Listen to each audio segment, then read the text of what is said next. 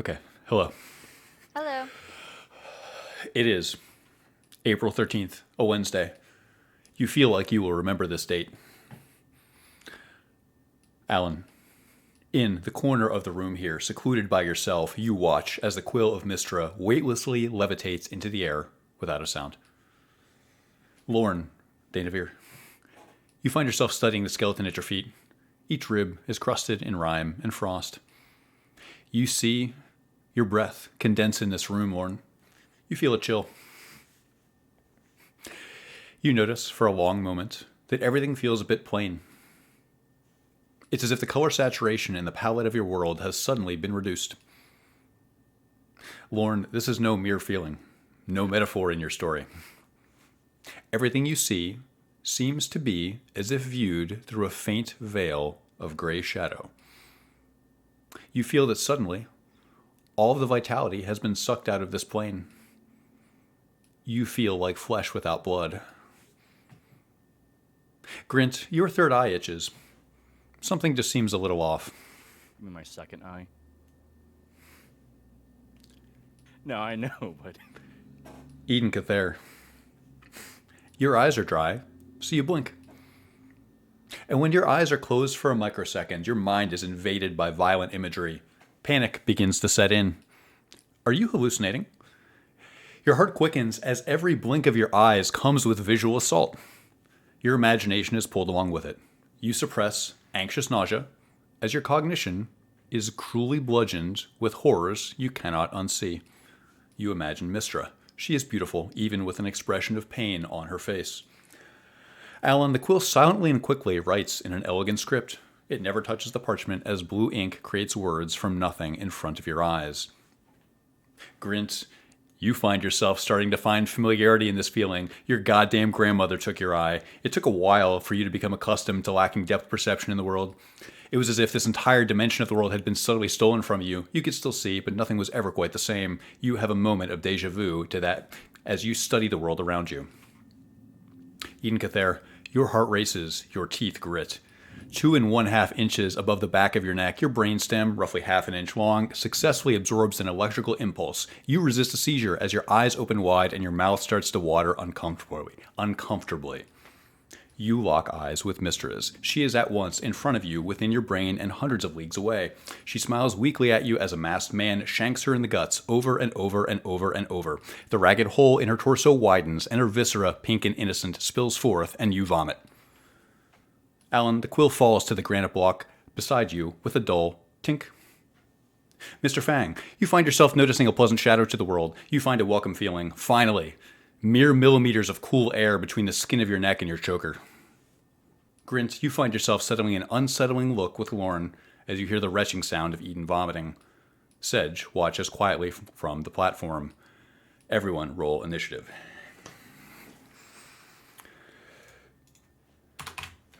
Thank you. Thank you for coming to D&D.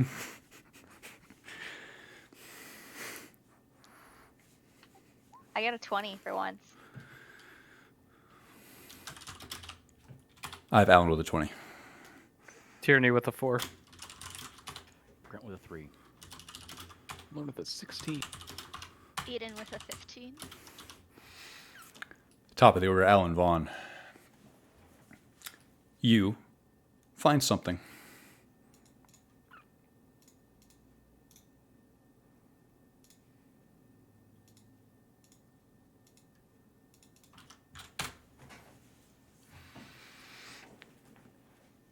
There is a scroll before you.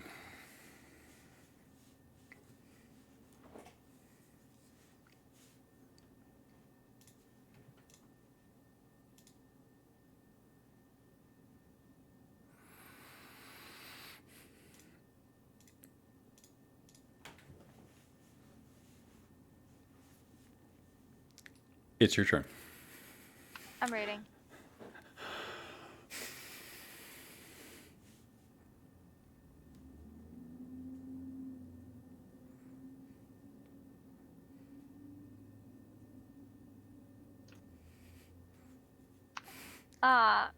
Alan's unsure of what to think of what has been put onto the scroll.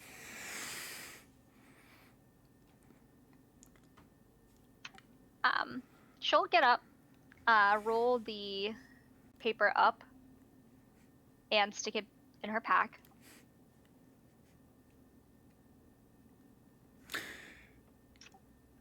You do so, and you can smell the acid smell of vomit in the air. Eden, are you that nervous? Eden's like groaning with pain. And in that moment, he cannot answer. Interesting. All right. Well, gang, it looks like we're going into the Underdark, so pack your bags and let's get on. Why? Well, because I said that's what our plan is. Oh my god, that's good. Oh god. Because we're going into the Underdark. Okay.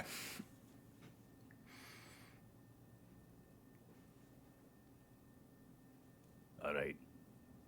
She gave a funky description of the Underdark, and I'm just going to take her word for it. I'm not trying to find out what happens if we try and leave this place by other means. It's decided then. Fine. Let's make a move on.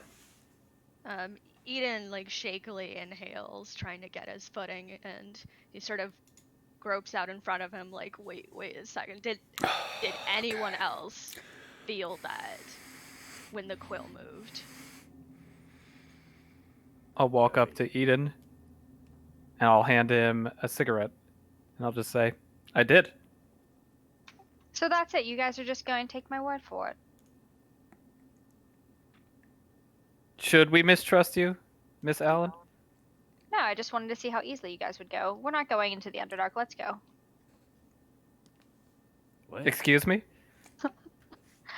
Yes. No, we have other ventures to go on. So, This can be solved a lot easier. Let's just see the paper. I don't think that's no. It wasn't necessary until you started talking ass backwards. I really Show just us wanted the paper.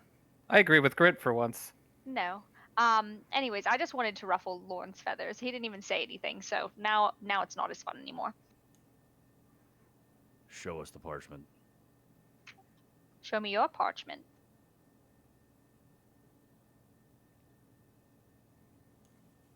What is Sedge doing during this conversation? One way or another, you're not going to understand what it says. So you can either take my word for it, or you can read it and be confused. Fine, I'll read it and be confused. I'm All right. already confused. Well, you have to catch me first, so.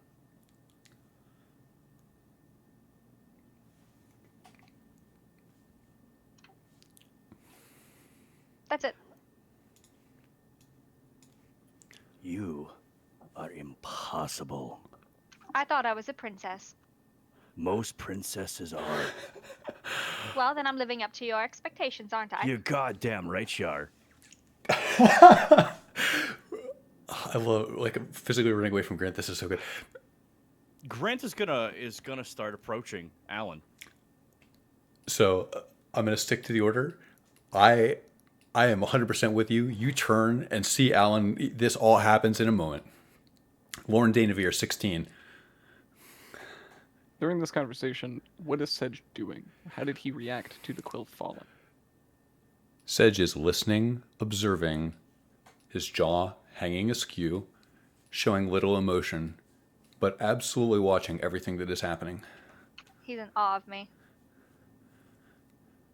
Lauren took what Alan said to heart initially and froze during this conversation. This chain of thoughts. Freeze, Sedge, Eden. He's going to make his way directly to Eden to ensure that you are healthy and whole.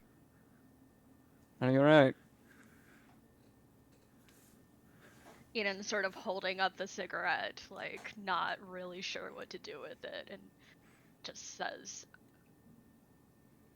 "She's dying." I'll light it up for you. Thank you. That was God. I won't press more into the questions there, so we can be I have the best players. certain that I did not poison you. I wish to make that much clear.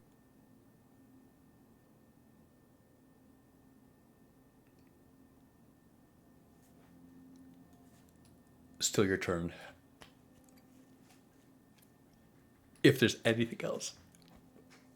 He's basically trying to plead at this point that he is not the cause of, but it does seem that Eden does not think that's the case.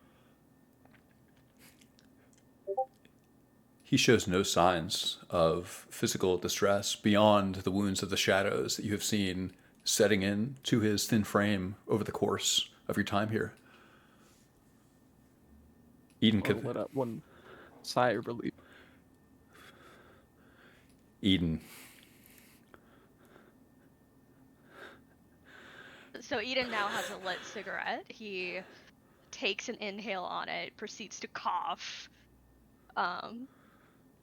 Sort of just keeps holding it out while he's processing, looks to Alan.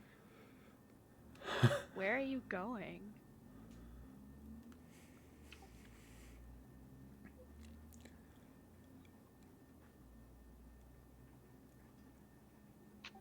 Come on, Eden. It's time to go. Go where? It's so time good. to go. These guys have been growing together for 16 sessions, and now at a critical point, they find themselves walking away from each other. We can't use it. We can't bring it out there for somebody to use. I'm not worried about that. We'll be all right. She's not going to be. I don't think she is in any sense of the word. She's been dead for God knows how long now.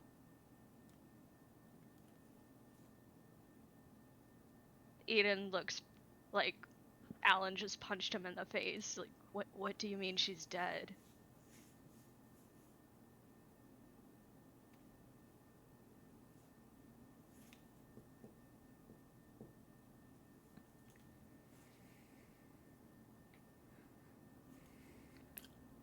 Tierney? Where is the quill? I assume that Alan dropped it when she No. went on her. No, you. Why Clutched? would I drop it? No, I would have put it in my bag with the scroll. Okay, so you have the quill. Indeed.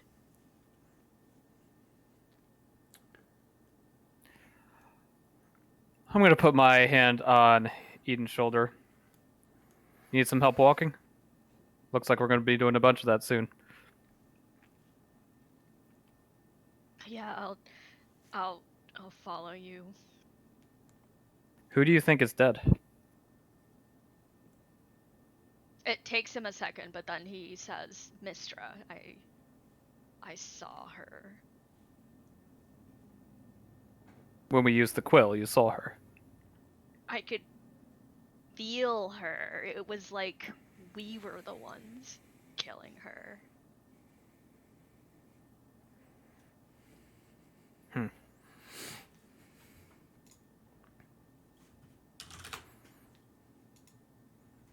What did you see, Tierney?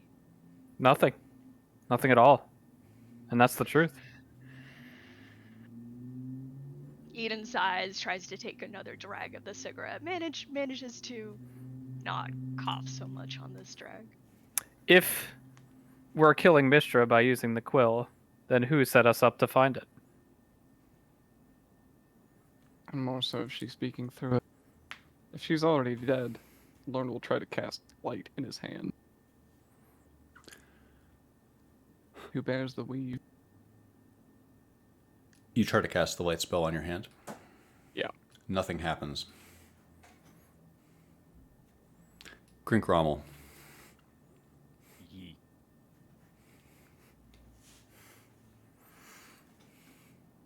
Oh, do I have the floor?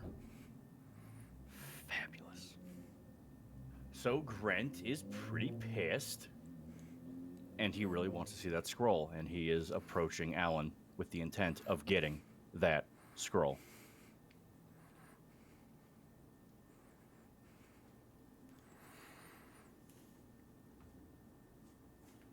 Grint sticks out his hand.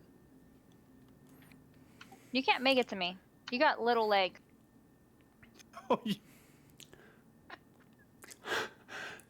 I could with a dash action. Take your move. I bet you can get close, or you could dash, sprint. Grint isn't going to completely close the distance. He is trying to remain not so threatening. He is standing at a distance with his hand outstretched, as it is.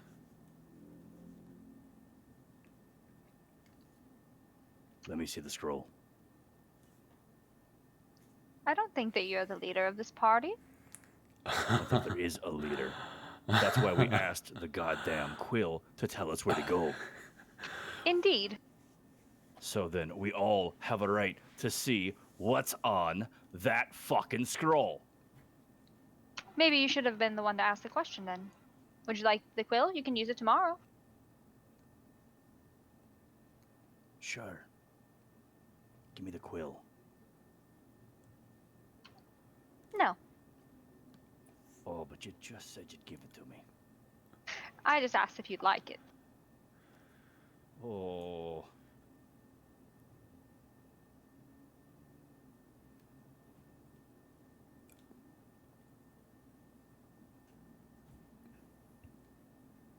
Now, folks.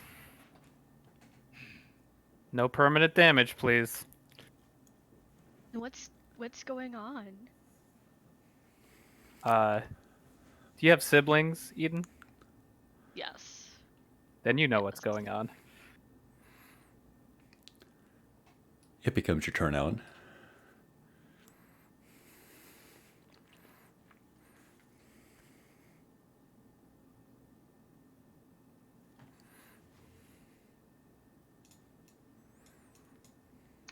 Alright, I took my move.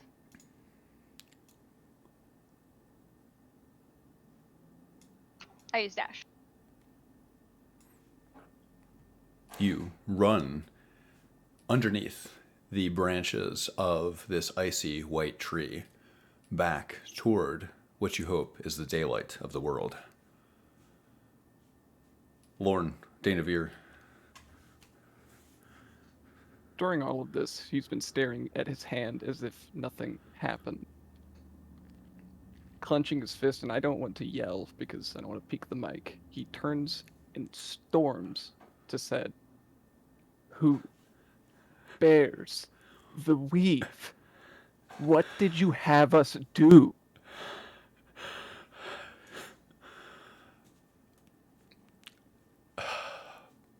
Sedge. Emotionless, flat, locks eyes with you. What we've never been able to do in thousands of years.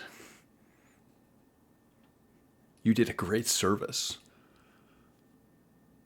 And I thank you for that. I had my role to play, as did you. We all thank you. Will there be anything else?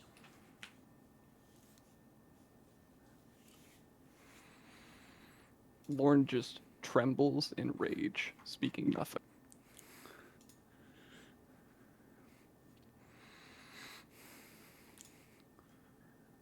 Eden. So I think Eden will move along with Tierney.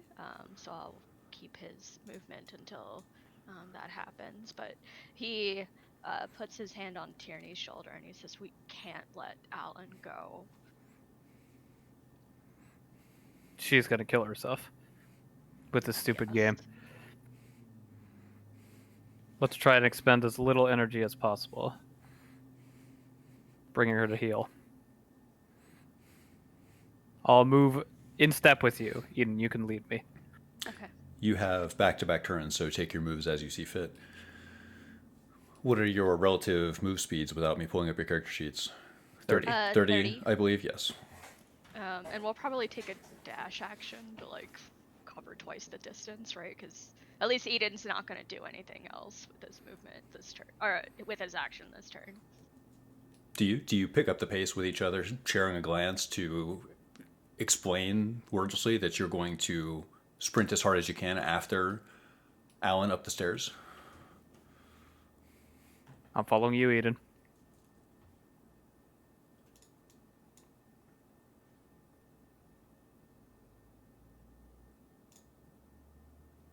I think Eden just calls out across the hallway towards Alan, like, whatever happened, it's okay. We're still gonna be here.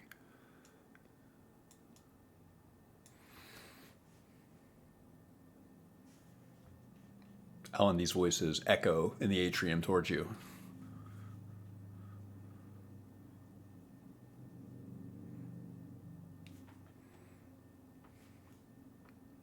Tyranny Fang,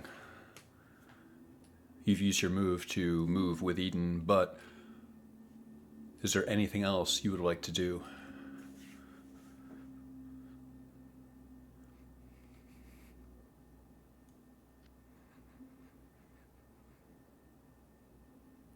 No.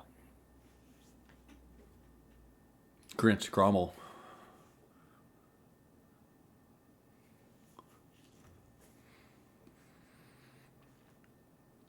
Grint's gonna turn back to Lorne and say, "Are you coming?" He'll look over his shoulder and nod silently. Sedge nods back at you, even though you didn't nod at him. Grint is going to move into the nearby room. Just wait.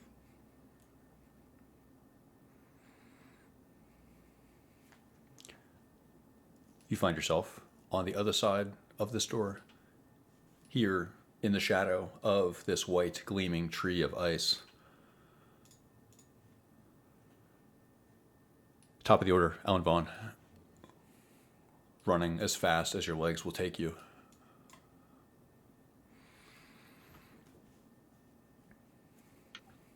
I'll stop. You pause at the stairs.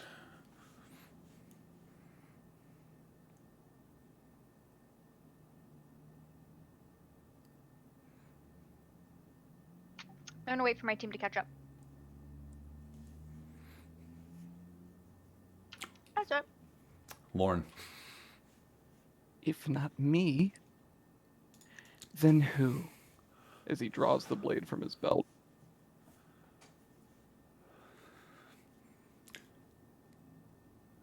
Sedge has no expression to change. Shaking his head, he'll join the group.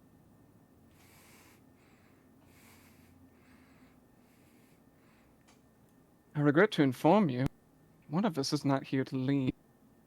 Who that is, I don't know. Perhaps we should parlay this. You notice a conspicuous lack of Alan in the group of assembled people. Eden Cather.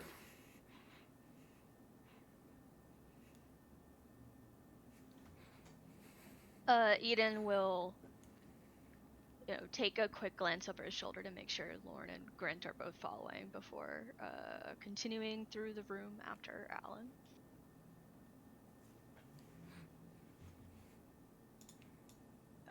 Definitely having to catch his breath at this point in a lot of visible pain, but Your wounds haunt you as you move. I think continuing to dash to try to make up the distance. I'll let him go.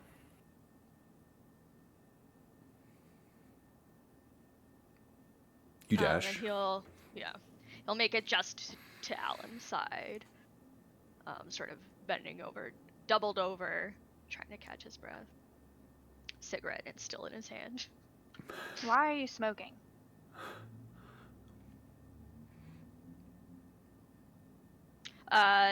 Eden just sort of goes blank because to him that's like the least of their problems right now, and he makes eye contact with Alan and then takes another drag. Alan would smack cigarette out of your hand if she's able to. I'll allow it. When it lands on the cold floor, it extinguishes quickly. Why would you do that to your body? I understand Tierney doing it, but especially you, a druid.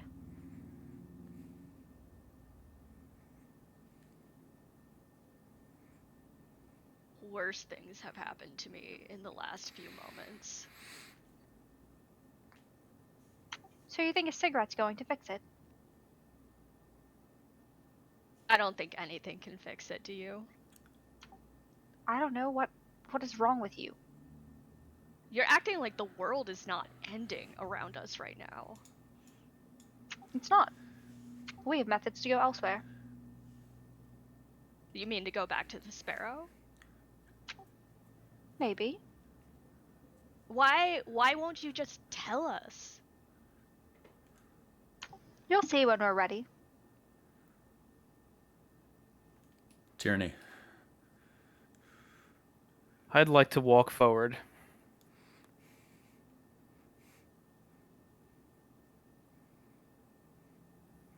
I see the cigarette on the ground. You do. It is extinguished, but there's a thin trail of smoke coming from it. I'd like to press the digitation to heat up the cigarette. And I'd like to concentrate on pulling my power from a different source. You concentrate. Nothing happens.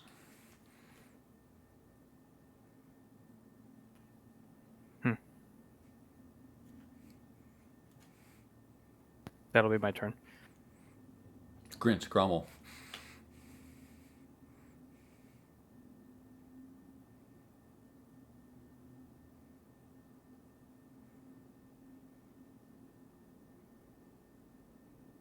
That's interesting. No one's able to use magic at all, huh?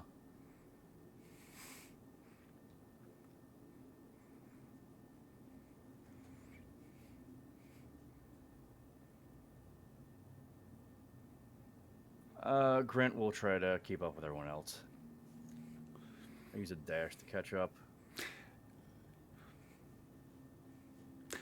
Grant. Roll a history check.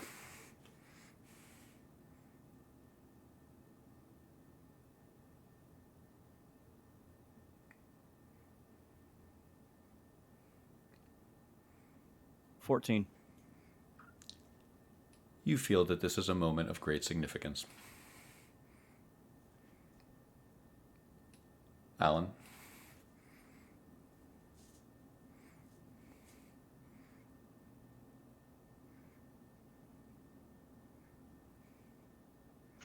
I'm just gonna hold my turn till everybody catches up.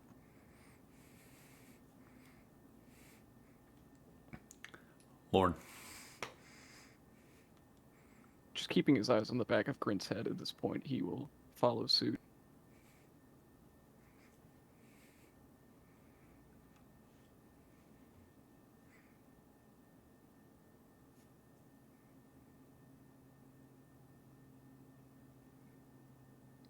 Eden.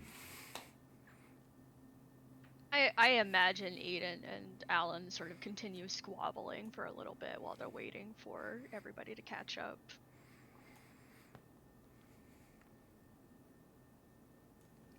Tierney.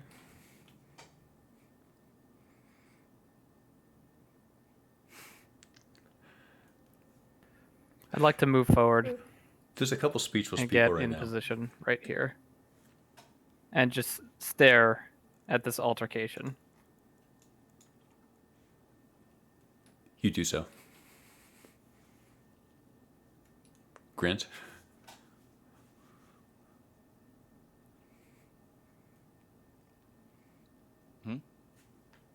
Is it me again? It's you. Okay.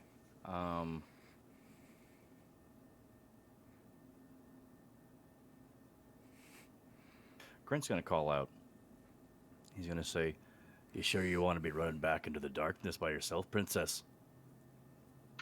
Not by myself. You guys are all here.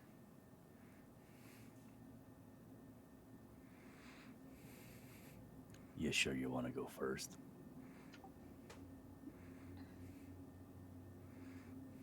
Not necessarily. But, as I've noticed, no one's using magic, and it's felt like it's left all of us. So, why don't we talk about it now that we're not in the presence of Sedge? Talk about what? What we're going to do. I think maybe we should make it back upstairs first, though. What did the quill say to do? The quill literally told me something that will make no sense to any of you. Prove it. I'd rather not. What do you have It- to lose?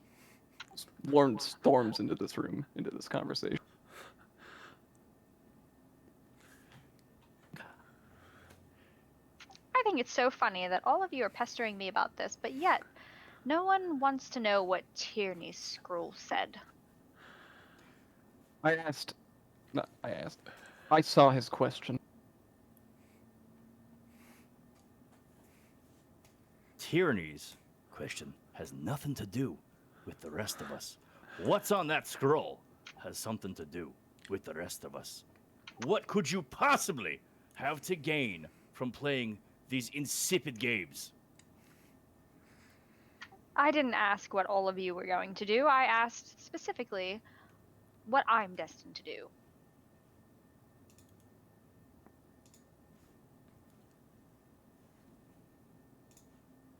Eden just says you're gonna kill us, aren't you? God, no. Oh, she couldn't if she tried. I could, but I won't. Oh, really? Miss can't use magic. I haven't tried. Go ahead, try. All right. I will try and use True Strike on Grid. Nothing happens. Well then. Grint is T-posing like a champion. You don't even know what I was trying to do. Out of character. Doesn't matter. Not to Grint. Alan will grab her necklace, like very surprised that magic coming from a different source wouldn't still be out there. The thought of losing her patron is definitely like a sickly feeling. Gods, genies, druids, and sorcerers alike all get their magic from the weave, my friend. Do you feel the weight of it now? To me? Does anything happen, You're hurt. Michael, when she grabs her necklace? Does anything happen at all? Nothing happens at all. There is a sense of stillness in the room. Can we undo this? Can we? Oh, maybe you should ask the quill that. I don't think the quill's gonna work. You don't say. Well, how are we supposed to know about this? As a surprise, it should be to nobody. Clearly, we've been manipulated into doing this task. It seems to be a theme of our travels in this country. Speaking of manipulation, Alan, if the quill is useless, perhaps you should give it to somebody else. I like it as a souvenir. Yeah, I think it's fine right where it is. My I turn's need not over it. yet. What? Well, you're never that demanding. Okay, fine. Alan will take the quill out and hand it to Eden. You do so. Eden will take it and sort of hold it against his heart. It feels like 5 pounds of dull gold.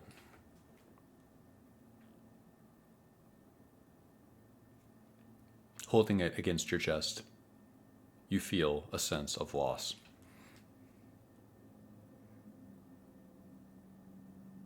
He does it silently, but I think Eden starts to cry at this point. You feel a sense of regret.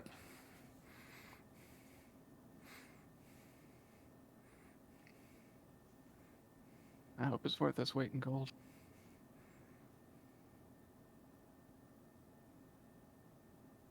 I asked Sedge a question. Who's to assuage my own fears about myself. Given his answer, I think someone is here under their own volition. Someone was not manipulated.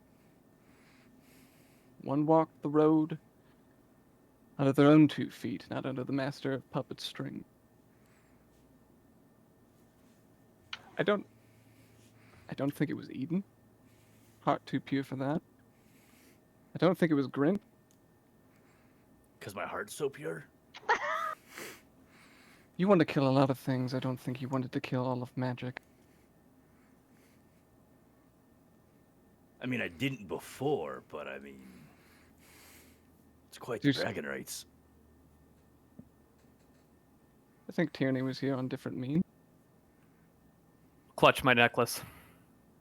I think Eden turns to look at that, like, not looking at Tierney in any sorts of scandal, but like almost a concern. Like, is the necklace off? Can you take it off now? I wouldn't dare. Really? Yeah, Tierney, why don't you take it off?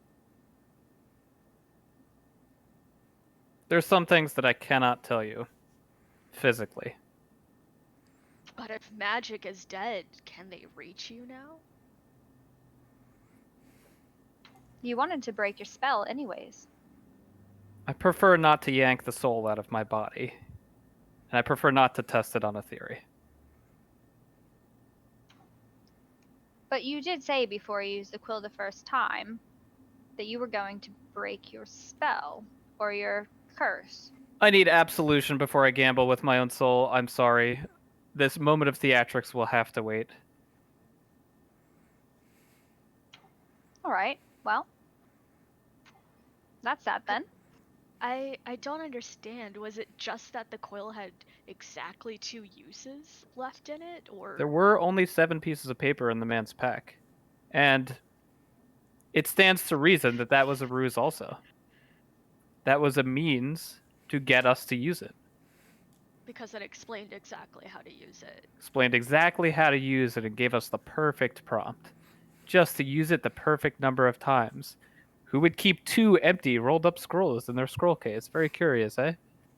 Oh my god. So are you saying that guy wasn't dead?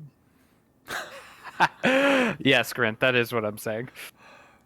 All right. Well, if those shadows were magical as well, they're not going to be there. So why don't we? Sedge Oh, stands. I'm sorry. Sedge stands. Yeah, Sedge is undead and he stands, is what the wizard's saying. Interesting. The shadow serves Shar, do they not? Char, And Kellenpor, she- Mask, Sirik, who knows? But there is another weave below the one that used to power ours. The Shadow Weave, I couldn't touch it. I tried. So, So what are we saying then? Do we need to actually go into the Underdark? I thought that was the whole point. I was honestly just Using joking. The quill. What did it say? Allied jokes are usually funny, just letting you know. Well, I was just trying to mess with Lorne. I haven't been able to pick on him as much as you guys, so... I'm going to turn to Lorne. He's seething at the moment. You're sleeping? Seething. Oh. What do you know, Lorne? I know that I spent a decade of my life perfecting a craft that I have no access to anymore. To enact a revenge that I no longer can do. I know I am a man with a knife and a book full of secrets that do nothing. What of you, Tierney? I am pushed along with the current like a leaf that's currently absorbing water.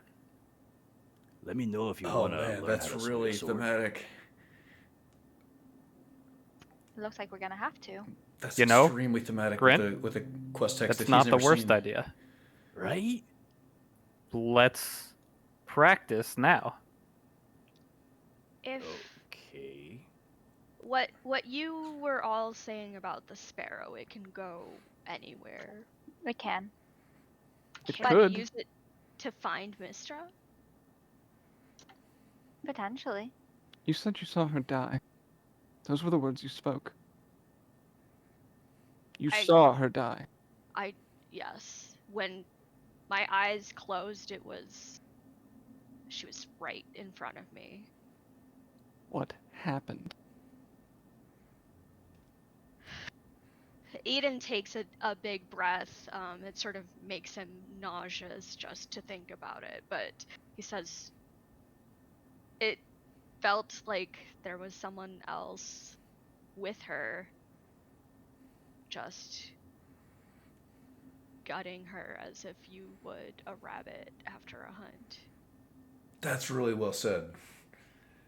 And That's really good. I couldn't look away from her. I can't tell you what that other person was with her. It felt like I was there helping her die. Oh, that's so good. This is all improvisational, by the way. Infinite She didn't know this constellation, prompt or we put all anything. our hands are on the knife. Or the quill. Oh, that's as it really were. God. Yes. Perfect. One looks down at the knife in his own hand. Perfect. Yes, exactly. These are I'll be the, honest. These are the best Let's just players. get the fuck out of here, eh? These are the best players. So we either go through the Underdark or we go upstairs. Better the devil you know. I'll be honest, I'll follow Grint here. He's currently the sword of the party in more ways than one. So are we just gonna rush through? Are we just gonna run? We Because stick I don't- together. Run We from don't what? separate. Yeah, we are a unit right now. How are we gonna get through these shadows with no magic? Crimp Lord. pulls out the sword with the light. Does the light of Lathander still shine through this sword? It is rapidly dimming. As you pull it from its sheath, it is as if, Grint, in your youth, there were bioluminescent bugs that lived a bit like underground fireflies. Mm-hmm. And when you squished one, it would take about 60 seconds for the bioluminescence to fade. This reminds you of that. Oh, we might be running out of time.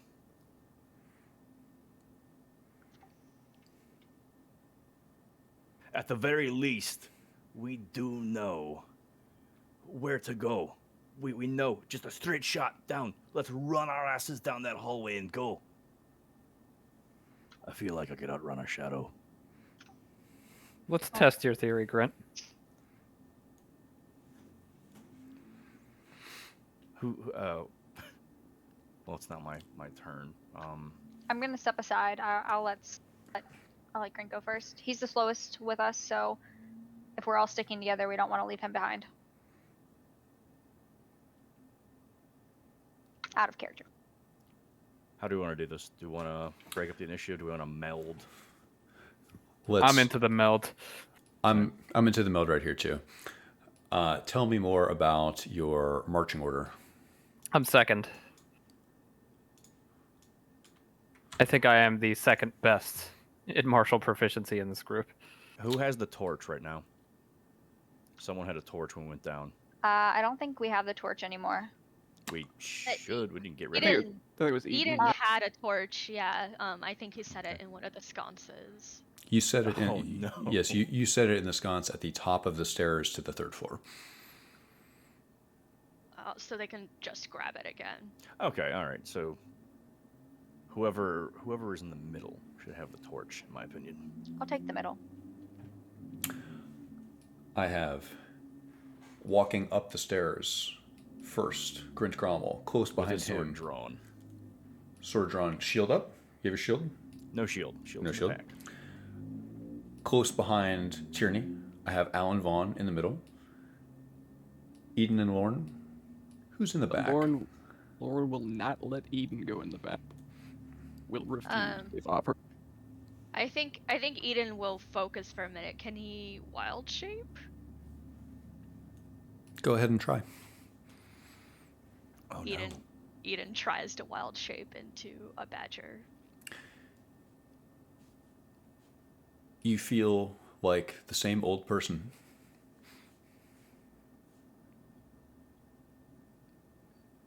Nothing about you feels different. He raises his gaze to meet Lorne's, and then we'll let him take up the back.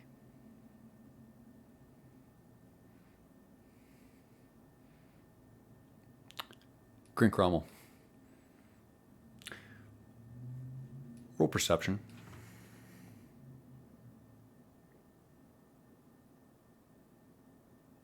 $15. You can see up over the landing that the landing itself seems clear. You can put your head up over before fully exposing yourself. You are able to keep your head down. You see nothing on the landing. Do you proceed? Yes. I would like to speak in a regular tone back at Sedge, or at Lorne. If you really wish to blaze this path of vengeance, I bet you Sedge is in the same position as us. That's an interesting take. Yup. That's a subtle take. But I'll turn away. That's a very in-depth way. I really But what like the about way the he's looking at exhale that. from his nose?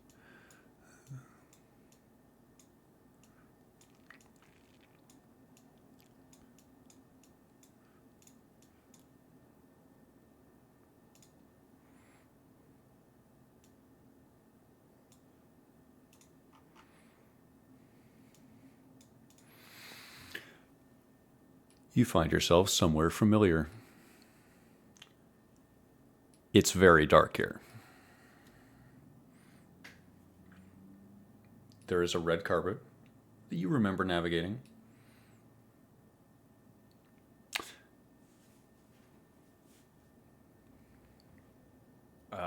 Grant will continue to the east. Why don't we do this? Does the party follow Grint? Yeah. We do, yeah. We will conceptualize the party as Grint. Okay, Grint, you are now the party. Okay. Take your move. Grant is trying to like power walk through here.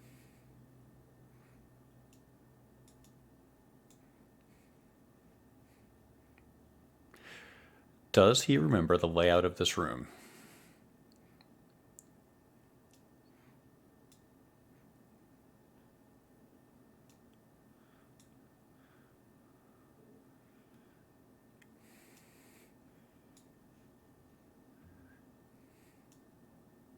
You move through a familiar feeling doorway.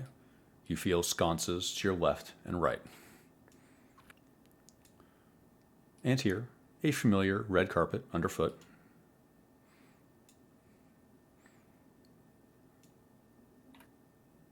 These two shadows would fucking kill them, by the way. 100%. At least someone would die. You find another familiar red carpet underfoot. Above you, a dusty chandelier.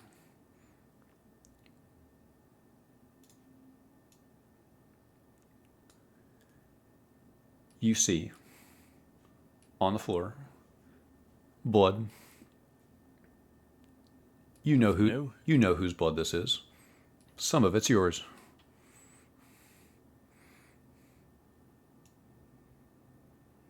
And here, signs of a scuffle.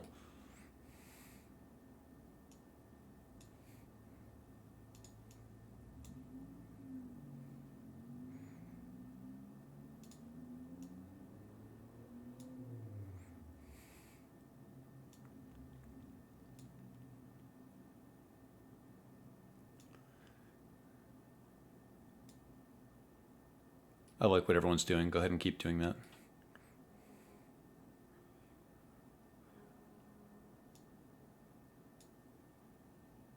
You find something familiar here, Grint. Sconces on either side of you, and a portal that seems familiar.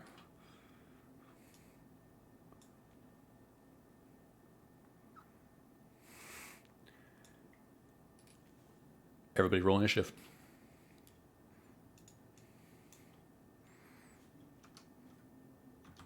Speaking of death.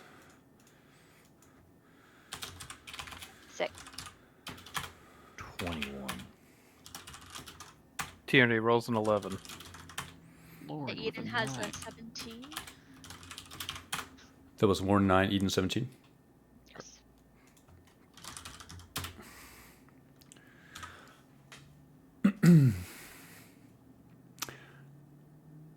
Grant, there is a moment of stillness and tension in the air. Someone else is here. You can't tell exactly where. You have a feeling they can see you. There is a moment of tension where you, despite your visual handicap here, are able to move first. Grint will call out.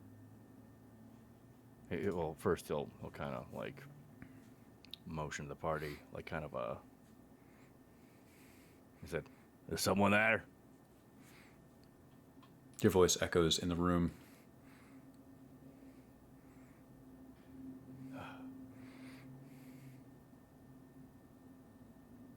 You've got this one chance. If there's anyone coming back the other way, say something before we bump into you.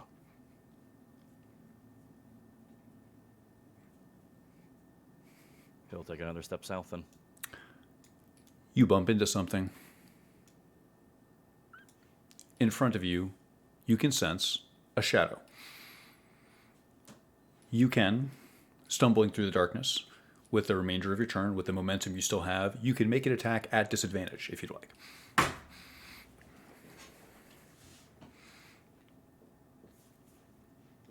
Sure. Can I make it a precision strike? This is a special situation for when you bump into a shadow in the darkness. So just a vanilla attack. Just a regular, almost like a reactionary swing. Gotcha. Exactly. Just a swing in the dark as a shadow swirls around you.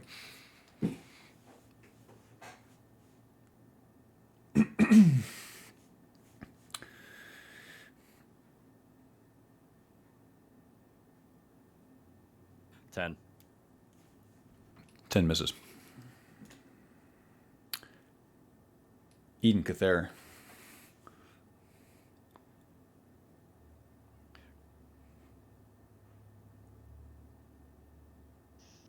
So Eden has his staff with him, but his hands are shaking as he's holding it. And so I think between clutching the quill to his chest and trying to hold his pole arm in such a way that he could potentially be useful, he instead starts praying. First, just generally, like, whoever is out there, and then more intently trying to connect with Selune to see if, Moonbeam was such a powerful spell in the past, could it possibly be brought back in some other form again? You concentrate on this feeling. You close your eyes for a moment and reach out mentally, hoping for some elucidation. You receive, in return, crushing, deafening silence. That will be his turn. Tierney. Do I sense that Grint has swung? You watch from just behind Grint with little illumination that you have from this torch. You can just see Grint take a wild swing at a shadow that swirls just past him. A humanoid figure of all black. Can I lunge forward with my staff from behind Grint, or would I have to maneuver next to him? You would have to maneuver next to him. I'll do so. To his right.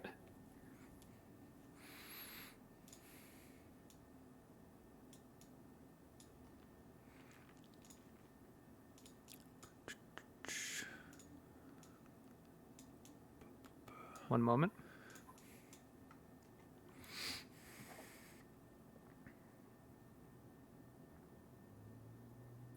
I believe this would count as a sneak attack, or do you believe that I could not accurately see the shadow, so I wouldn't be able to execute that?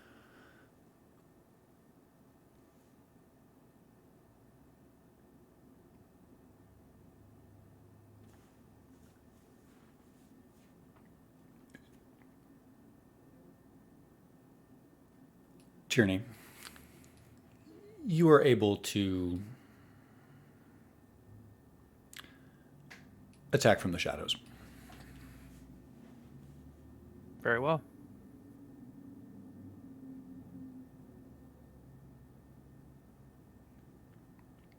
I had to think about that for a while. Hope people didn't miss it. The players, I mean. 26 hit. Absolutely. 14 damage.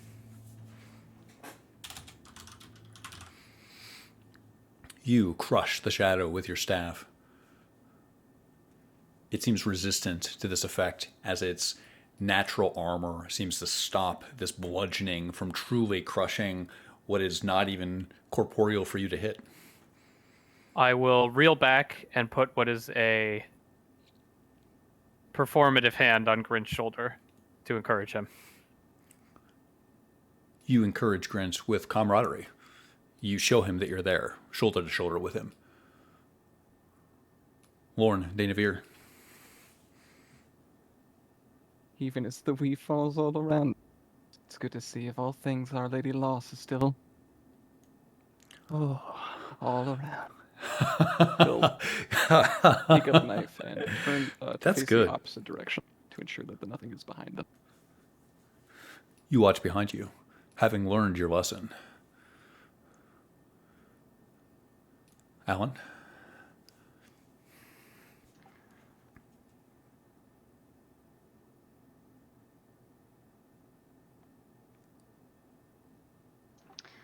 I will move up next to Tierney here. And I will just hold, yeah, I'm just gonna kind of hold an action, I guess, at this point. If something were to come within melee range, I guess I would try to hit him. You stand behind Tierney and Grinch.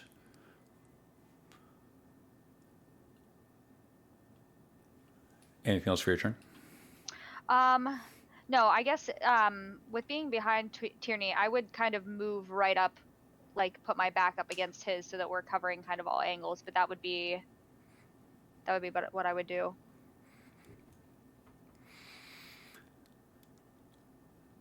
The shadows swirl around you.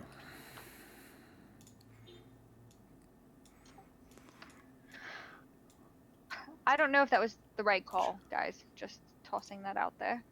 It's a little late. We're not that far away. I guess we could go back down.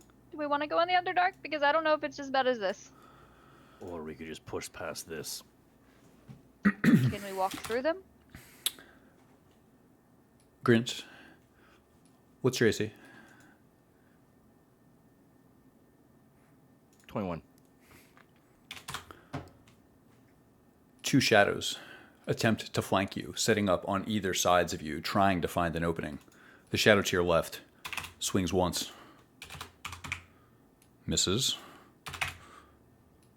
Misses. The shadow to your right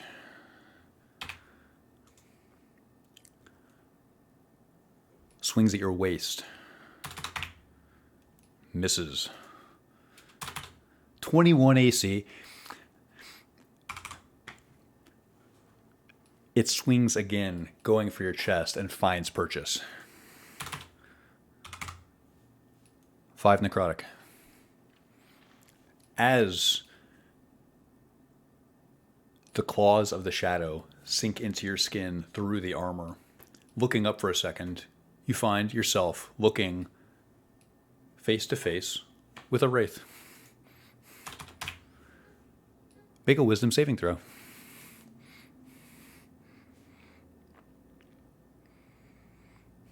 Six.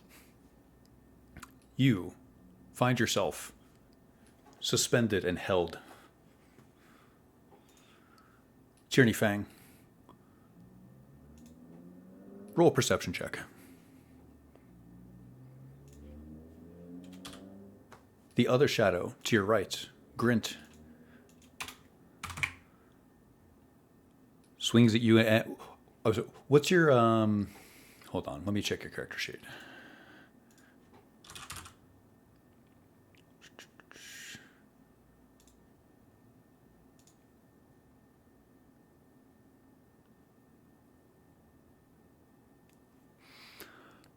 The Shadow Chariot swings and misses. 23. It swings again, Grint, and misses, going right past your head. Journey Fang. Did that shadow look at you for a moment before it attacked Grint? Top of the order, Grint Grommel. You are held. Eden Cather. Your prayers find nothing here in the darkness. You watch as Grint Grommel starts to become overwhelmed by shadows. It's your turn. Can he maybe? I don't know how this would translate into D&D mechanics, but can he come up behind Grint and like pull him back a square to sort of like grapple him away from the shadows almost? I think we can do that. Is it like a it's like a rescue pull. You're going to run up and kind of grab him by like the back of his armor, kind of like Yes. and like pull and like yank him back towards you. Take your move, make a strength check. I mean, he would move up to here and then like in pulling him back, retreat back a square. Just a straight strength roll. Okay. See how hard can you pull on this catatonic dwarf. He offers no help. This is not very characteristic for Eden, but he rolled a 17. You find strength within yourself somehow and pull Grint back a square. Why don't both of you move north 5 feet?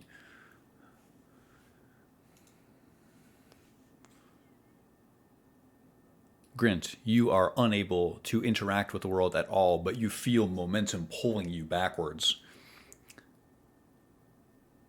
Eden, anything else with your turn? That'll be it. Journey Fang. I'm going to move into the spot where Grint was. I'm going to use my action to take the dodge action. I'm going to hold my staff in front of me. And I'm just going to hold my hand out and speak. Let us pass. Roll persuasion.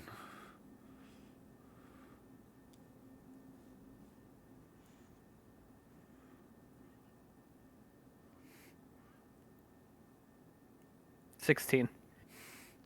Tyranny Fang, your amulet feels loose. The chain seems to lengthen, and you perceive this as you speak to these beings of perfect shadow. At once, they follow your will.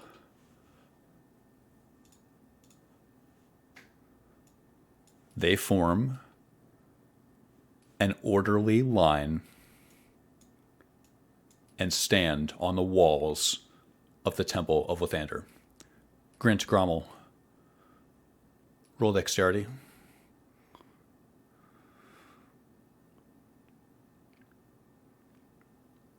$15. You regain your footing. Suddenly, you can move again. It is Am I aware of what just transpired? horrifyingly. So let's go, eh? I will lead us if we're off initiative. Pull the dwarf if you have to. I can walk. Eden sort of mutters thank you as he passes the shadows. You mutter thank you to a man composed entirely of umbral shapes. Where there was once a face, there is simply a flat surface that your eyes cannot focus on. Certainly you receive no thank you in return. I have the party as Tyranny Fang. Oops, my bad. You're good. Tyranny, take your move as you see fit. I do have a question. As we pass them, much like the light of Lathander before, do these shadows dim? The entire world seems dim. It is as if you are wearing glasses with a foul gray oil that you can't seem to rub off the lenses, no matter how hard you try by blinking.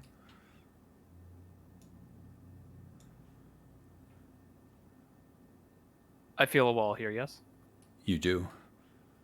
But you feel Give me more. one more. You feel more than that. You find another wall. And Aperture on my right. statue on your right. You feel, and you can feel just the base of it. To your left, you see the beginning of stairs.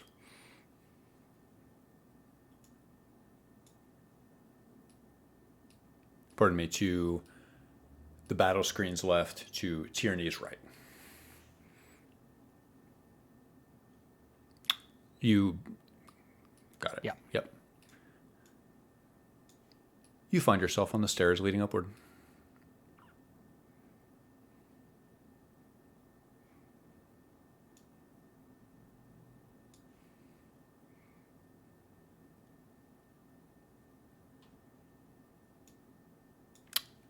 Do you ascend these stairs? I do. One moment.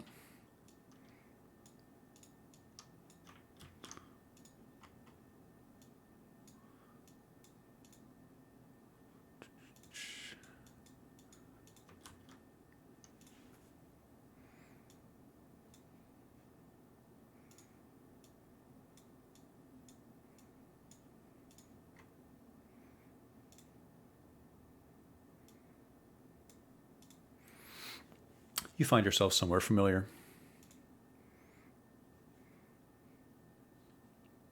The embers of the fire have long burned out. The brilliance of the light beam is non-existent now that the lens has been removed. What? I knew it. Who took the lens? Did we take the lens? I don't think we took the lens. We didn't. Who the fuck took the lens? Come now. Do we know how long we were down there?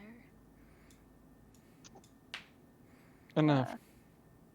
I don't know. But where's the lens? More pressing matter. I know nothing except where my next breath of air comes from. Tierney, what led you to believe that the shadows would take you at your word? I didn't. I took a gamble, and it paid off.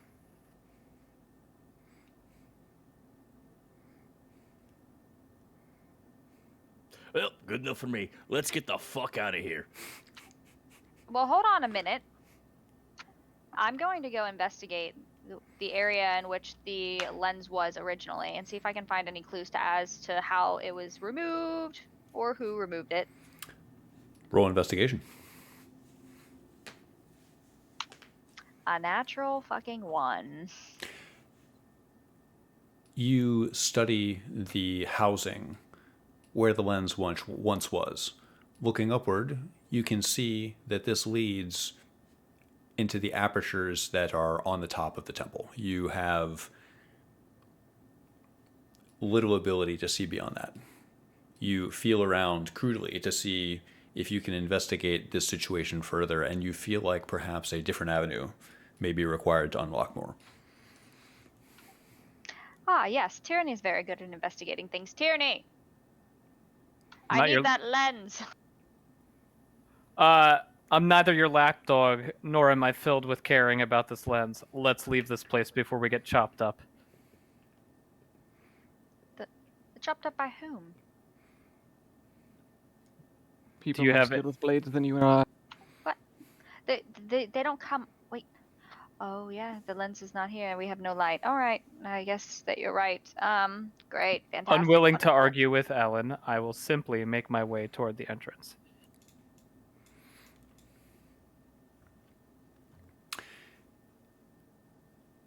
You make your way through this large atrium on the first level.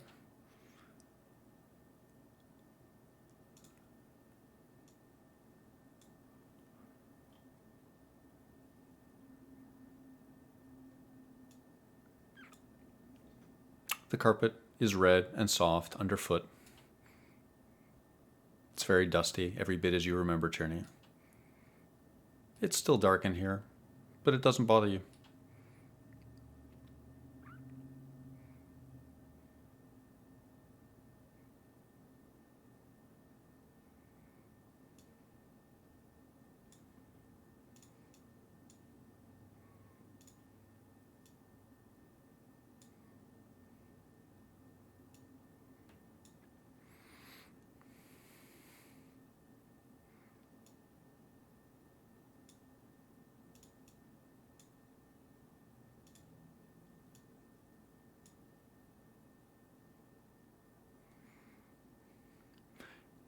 You find stairs leading to the antechamber.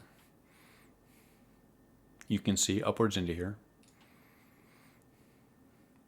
As far as you can tell, there's nothing here. 2 torches. I'll walk into it without looking back.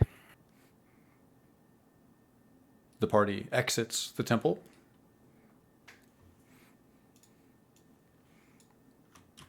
One moment.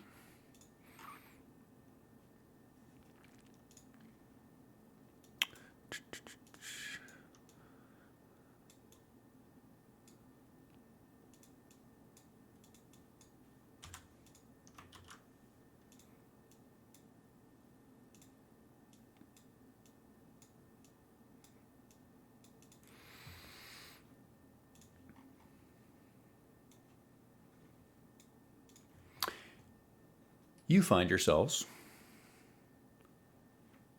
in Cormyr. It is currently nighttime. You are having difficulty determining exactly what time of night it is. Darkness is all around you. It is strangely quiet. You hear only a few distant crickets. Go ahead, Grint. Grint starts laughing loudly. Lorne reflexively reaches his arm up to call an owl that isn't there. I told you those shadows weren't looking for a fight. Should I'll- have tried talking to them sooner. I'll look up at Eden- this. Sorry, go ahead. You first. Okay. Eden's just gonna go make a beeline towards where they left the horses. You stumble off in the darkness. After taking a few paces, you feel as if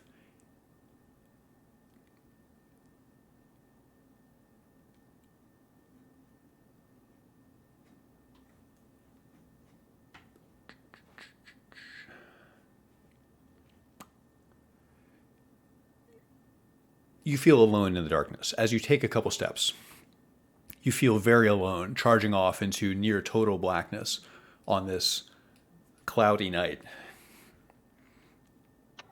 I'll follow. It's cloudy. Eden calls out to the horses. Am I being mocked?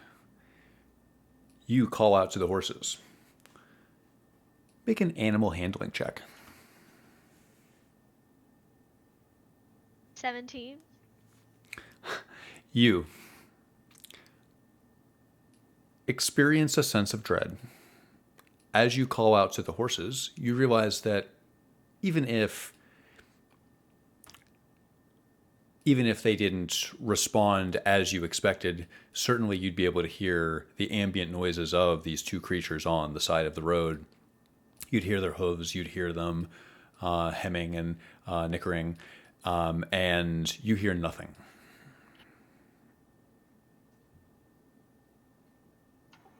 I bet you the other people that were in there took them on their way out. I really miss my couch. What?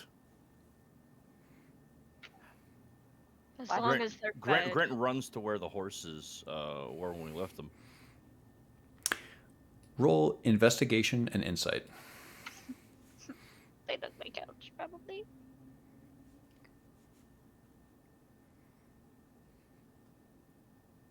So a 0 on investigation, a 15 on insight.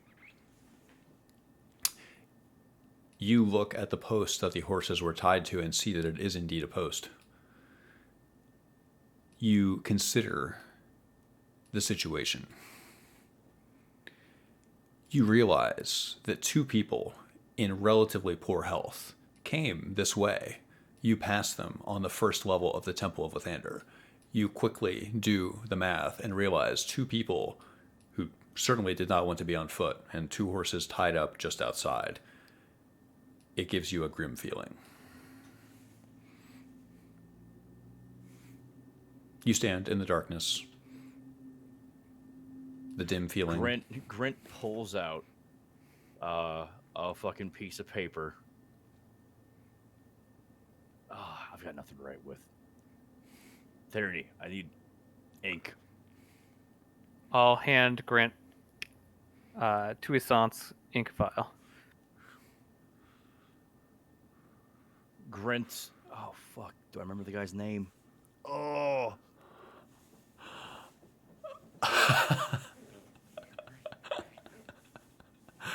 Fuck, I can't remember his name.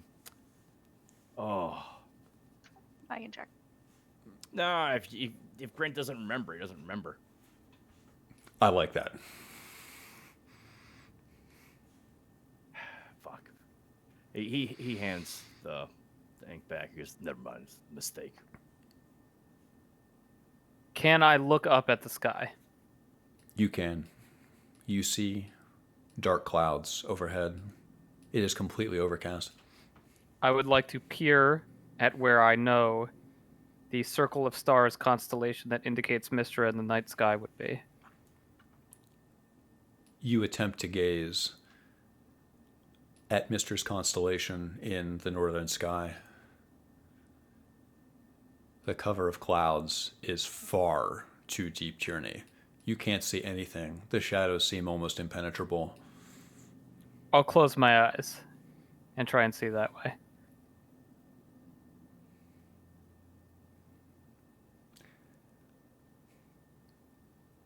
When you close your eyes, you feel something no one else here does. Comfortable. You feel a sense of comfort and power. You see nothing except your closed eyelids, Tierney.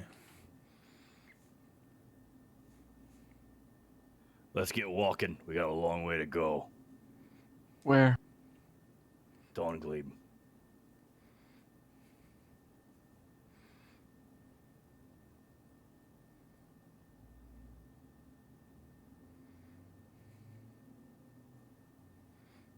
Why? Well, if nothing else, our boat is there. Good enough of an answer for me. I wonder if it's sunk. Considering it was magical and it had a lot of issues. Wait, Wait. I think we could use a rest. We- Marching through the night might be deadly. We literally just got up. Some of you did. You want me to carry you, Lord? I'm sure you could if you wanted. Eden doesn't look better than when we left. I am happy to travel through the night. I just think it is safer to travel during the day. Do you think the sun will rise? Do you think the land? God, that was a great delivery. Alive. Wow, I can't speak. I'm sorry. Do you think Lathander is alive? Who knows? No, we saw proof in that temple that he died a long time ago. Maybe the gods aren't as omnipresent and necessary as we think. But I know what is necessary. And I know what is normal in this world, traveling during the day. Under cover of light, where nobody can put an arrow in our back without us knowing. That goes both ways. I can agree. Why don't we rest? You're right. Lauren didn't sleep last night, and I think he'll be more comfortable out here. Did they take the carriage as well as the horses? You see no signs of the carriage. They took my fucking couch. Grant, no offense, but you're about as subtle as a box of anvils out here. So it's a gonna box take of offense to that. animals.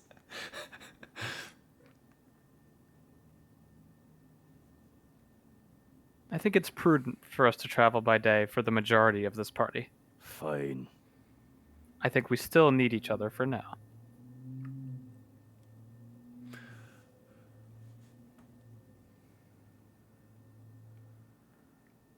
Tierney, Alan, Eden. Eden, before we go to sleep, can I know this sounds silly. Can I try to take the necklace off of you? do not touch my necklace. I'm gonna pull Eden aside. Eden goes. A brief note about the world. You prepare to make camp here, it sounds like. When the party sets a direction or goes to sleep, we will advance time and close the session. So, whenever you're ready, if there are things that you feel like you need to set in motion or suss out amongst yourselves, feel free to take as much time as you would need before you slap that big old ready button and either go to sleep or walk off into the darkness together. So, Yikes. Tierney, you put your arm around Eden and guide him away. How private would you like this conversation to be? I don't want the prying ears of the rest of the party to hear. So, slightly into the wood, but not so far that we get lost.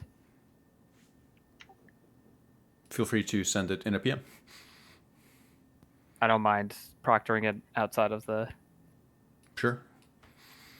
If people don't mind waiting for us to prod along for a minute or two. Yeah, Go I'm ahead. happy to leave the.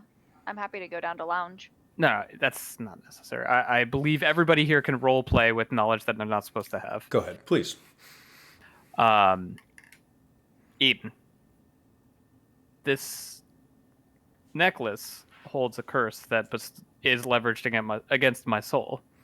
I cannot take it off unless the proper party agrees to it. And I'm not sure I've accomplished that task yet.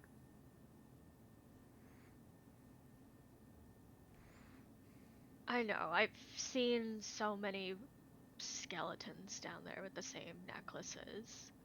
It just feels like if magic isn't in this world anymore, we could at least take advantage of one thing, and that would be to rid you of that curse.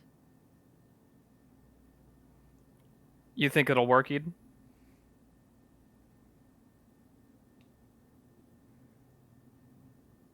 Eden doesn't say one way or another. He just sort of. Eden, for once, stand for something. Do you think it'll work? I want it to work. Is that enough? I will hold my arms out and close my eyes. And I will brace tensely. Eden will take a deep breath, put the quill away in his pocket, put his polearm away. He'll tuck his fingers under the chain so that if it does tighten, it'll be his fingers, against Tierney's neck, but also in danger of being lopped off. And then he'll slowly, testing the tension of the chain, start to raise it above Tierney's neck. You hook your fingers under the choker around Tierney Fang's neck. You feel the half-elf's femoral artery beating against your fingertips. When you pull upward, while this necklace has certainly loosened from being a death grip around Tierney's trachea, it is still far too tight to simply pull up over his head. His pointed chin remains in the way. You see, Eden, Not everything in this world pulls its power from the weave and Mistra. Yeah. Eden slowly lets go, like slowly drapes it back down over Tierney's collarbone, and he says, I'm sorry. Whatever regrets I might have are irrelevant in the face of what I must do to survive. And I'm sorry for that. Did what Lorne say was true? About what? Was this part of your plan to survive? I didn't know any of this would happen. I'm like an automaton, just like the rest of you. If you provide me with an input, I will provide an output. And clearly, I was provided with the correct input. But I'm not the programmer. No, but it's interesting that you say correct, considering your goal is to get rid of this curse, is it not? That's what you asked Mistra. I didn't ask Mr. anything. Eden sort of looks confused by that. The places I looked didn't involve Mistra. And she wouldn't be looking there also. However, that doesn't mean I was any less complicit than you were.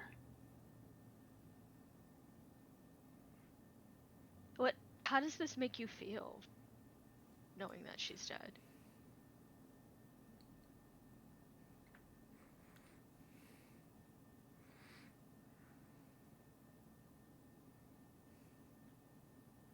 It wasn't my choice, but it is what I have to live with.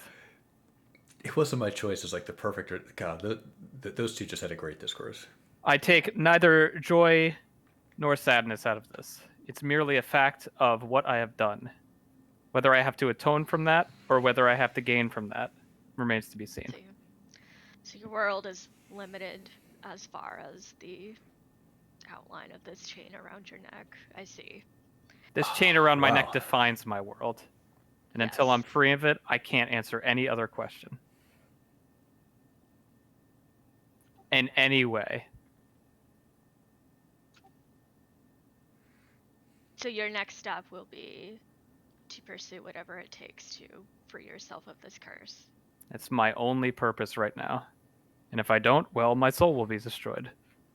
Does that keep you with us, do you think? I was completely honest when I said we all still need each other. And I believe that.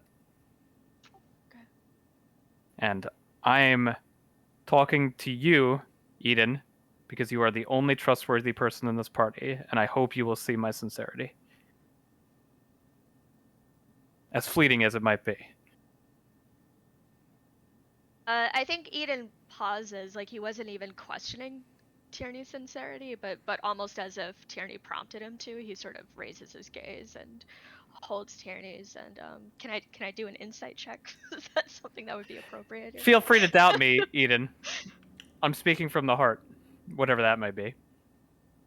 You are the only person with a conscience in this group who's not motivated by some nefarious, otherworldly, or leveraged cause. You are the only one who gets to make a real decision in this group. And yet my decision led us here with Mistra dead. You haven't made a decision since we've gotten here, Eden. No, that's true. And I think the time is high for you to make a real decision. Sure, I lead the party. Sure, I push people around, you included. It's not very hard. But you're the only person here who doesn't have a lever shoving them toward where they're going. Look, it's easy to make decisions when it's only your life on the line. When you are only concerned with your survival, that's an easy calculation to make. When you are concerned with what's best for the world, with what's best for gods who have powers beyond what you can directly affect, that's hard. That takes time. Nobody said it was easy, Eden. You still have to do it. Okay. I just want you to be here when I wake up, that's all. I'll be here. I can't make it by myself. Okay.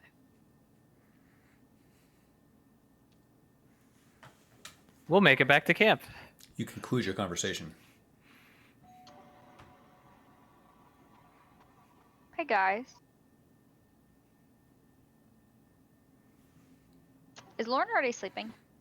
Lauren's sitting on top of the wall where he slept initially. He is not asleep currently, but he has been mostly silent, staring at the knife in his hand. Gotcha. Can we all talk for a couple minutes?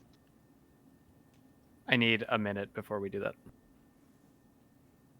Yeah, I could also use a break at this point, actually. Let's do it. The Yeah. fiver. Why don't we take our fiver now? Okay. Oh, okay. I will get a drink, but first I want to catch up on stream chat. I love this session. This is such a strong group of players. Everyone's such a strong role player. Okay, catching up. Going all the way back. WX3, hello. Rebunk, hello. Yes, a lot of things happened here. Is the ship the world? Was the ship a metaphor? I don't know. Probably not. Soulswear, hello again. Did I pull out the word insipid? It sounds like something I would do. So I like the Saloon says no. Okay, I'm gonna go get my coffee. I'll be right back.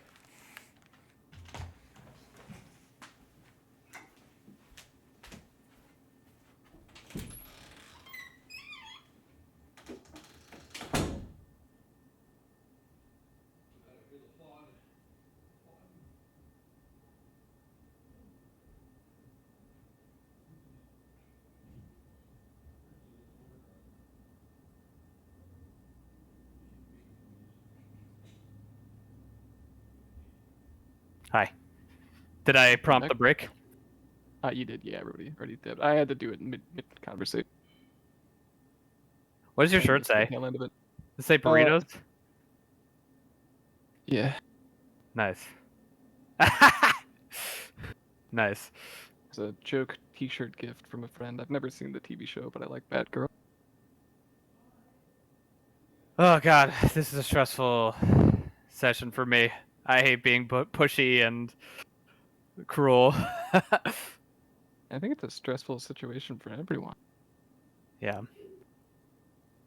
I don't like yelling, but Lauren is yelling. I love it. forever. I wanted you to fight Sedge. I mean, he would have had his powers, but it would have been amusing. Just goes up to stab him, and then immediately Lauren has left the party.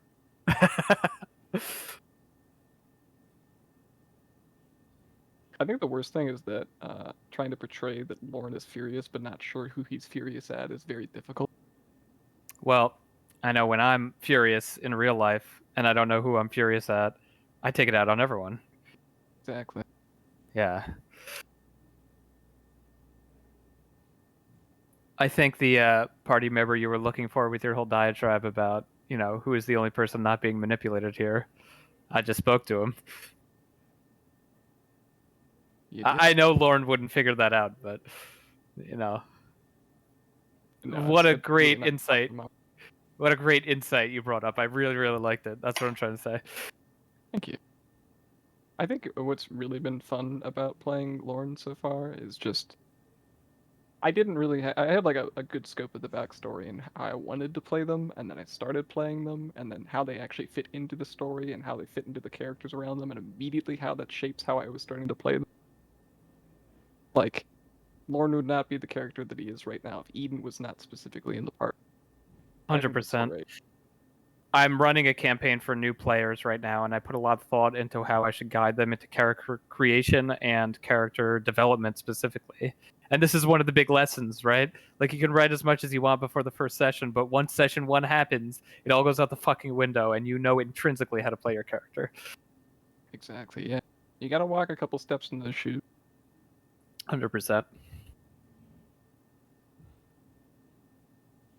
having a fucking blast, but I just don't want this to end at 10. I know, but I understand. He gave us, Oh, like, of course. 3 roads diverging and couldn't fully write all 3 of them, you know?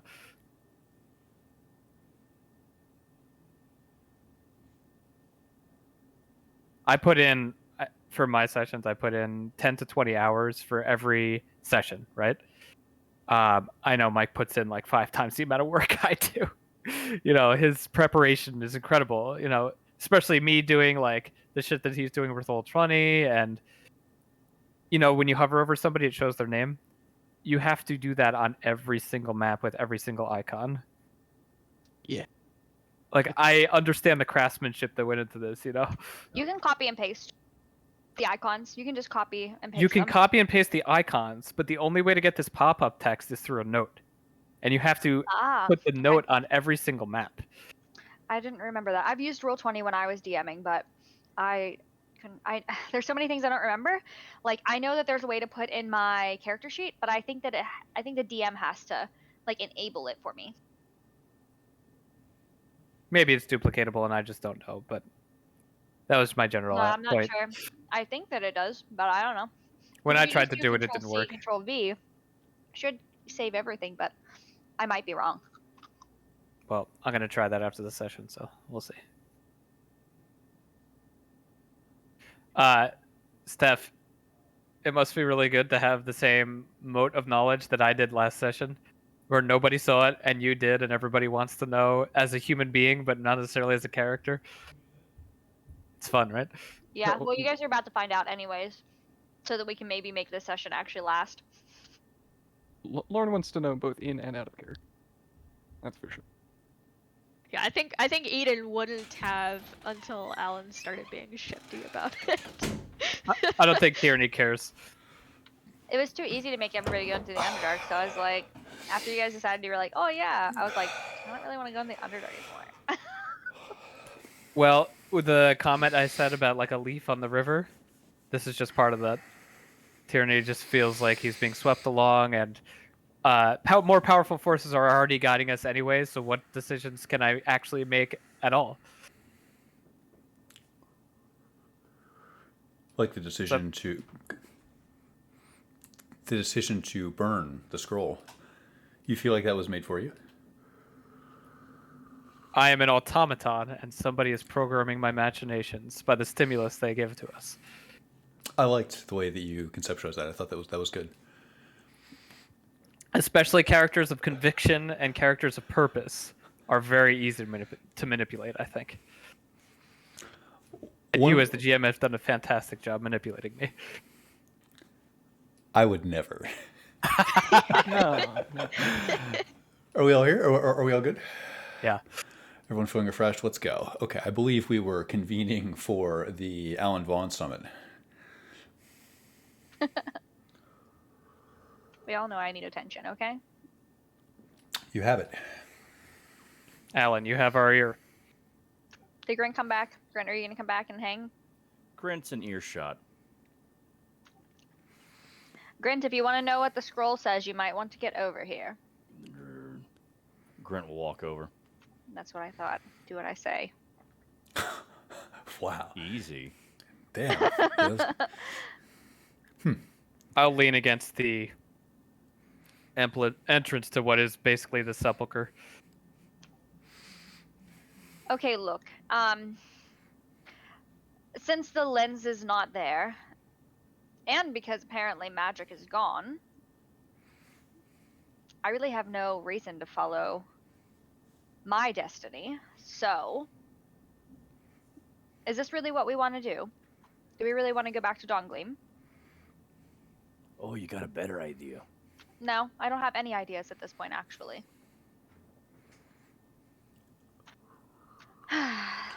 I'll pull out the scroll that I have in my pack. And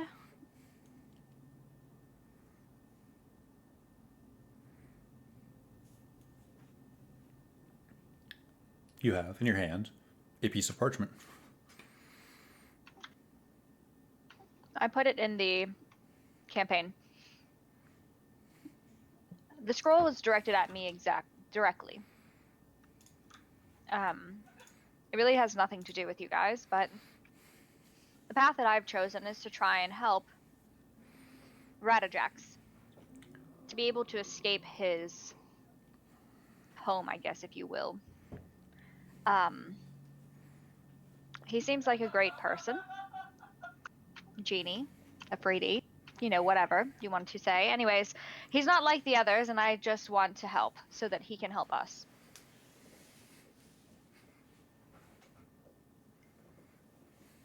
This quill tasked you with causing further destruction to the weave in the prime material plane. I don't know if that's not what I took. I don't know that she was tasked so much as her destiny was written the second that she asked the question. Oh, My whole goal was to Great get the take. lens, to give it to Radajax, to help him to make the astral beacon so that we can use the Sparrow, aka the Spelljammer, to get to him and help him to leave. I also thought it would be very interesting for us to be able to explore all the different levels of existence.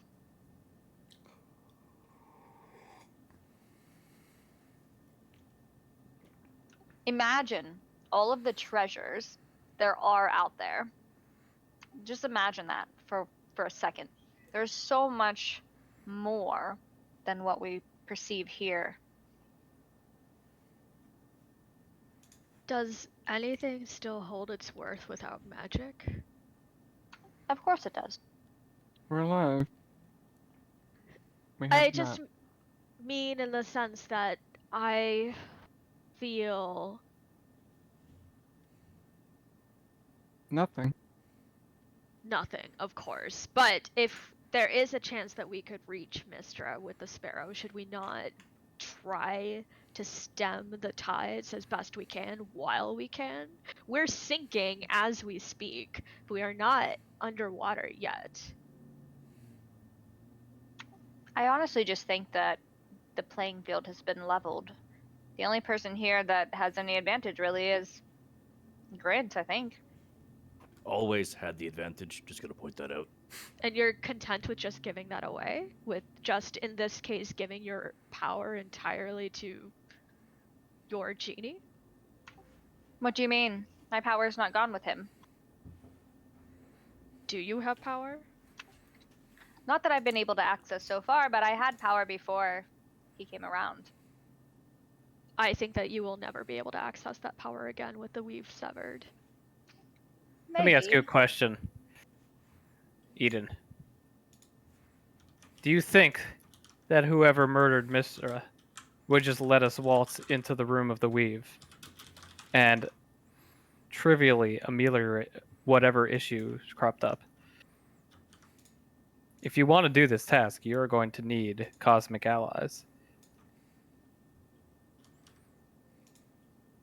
It is a worthy task. Because I'm cosmic justice. I'm forced to agree with that. Maybe otherwise than Alan. On all of those papers, who else wrote a name?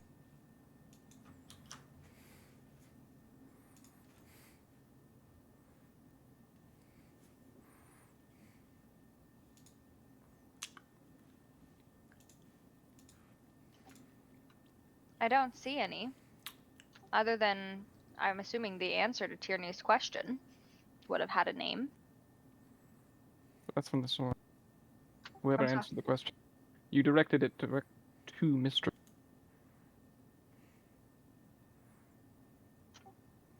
Well, I would assume it's her quill. It's called her quill. That's what mortals call this device. I see. Well, I assumed that she was the one answering. We all did. That was the point. Sedge said specifically, thousands of years, they did something they couldn't do. Shatter the weave, who would want that? I guess people who are bound by it. That's a good take. That's a really good take. A lot of people are really making good, I think, Forgotten Realms observations tonight. If we all came here in what is effectively a dream, what's to say dawn gleams the same when we return? Who knows? I mean, I'm still not sure that we're not on the Sparrow and it was just all a illusion. I know this may be becoming a bit pretentious from me. High elf and all that. My blood is magic. I am the weave. How you still standing then? Typical Now- elf. Typical elf, I gotta say. And now I'm just flesh. That's subtle, Tierney. I like that. Just like one of us, just like a mortal, gonna live and die and experience the bitter regret of the ashes of death. How must it feel to be debased to our level? I never felt more superior to you. It's a farce. Well, How easy is it, really? A band of murderers waltz up to a cemetery, and I don't want to get killed. To convince you that I'm important, to convince you that I'm of some royal bloodline, you filled in the blank. My family is nothing. If anything, they're dead. I don't know.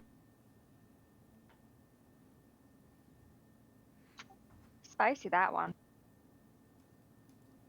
well, Lorne, you're down here in the muck with the rest of us. Always have been. Maybe you always were.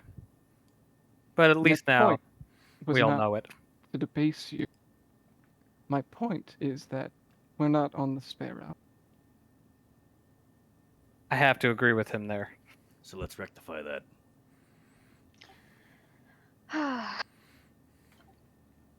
Well, who's driving the Sparrow then? Because I know at this point in time I'm not ready. We need to find the helm of control. Most spelljammers have a helm that can control it. Oh, well, if that's the point, I mean, if that's what we have to do, then that'll be easy. If you say so, Alan. We just asked Barrick where it's at. Has anything been easy on this fool's errand? No, it hasn't been, but I bet you that we can get somewhere on the Sparrow. I bet you we go back to Dawngleam and there's no sign of Barrack or the Sparrow. I mean, if that's the case, then why even go there? Where else do we have to go? The Underdark. Does that sound preferable to a human inhabited town Look, With food. with food and people who could be stabbed? I mean, to be honest, if I'm being honest, I've never been to the Underdark. Or have. Yeah, but I like adventures, and I like to see new things. Well, we're in one hell of an adventure right now. Lorne crawls off the wall at this point. And he begins to peel back his gloves. Adventure. Adventure is the word you use? As he peels I really the like this line of cloth questioning. from his flesh, you see that it is flayed, rent, scarred deep. Adventure. This happened to you in the Underdark? Many more. But yes. So no. Adventure is not the word you're speaking of there.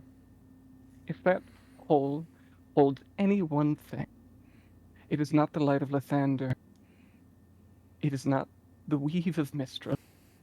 It is horror and terror and terrible people, and the only silver lining to this entire scenario is those pretentious fucking socialites and their houses all above me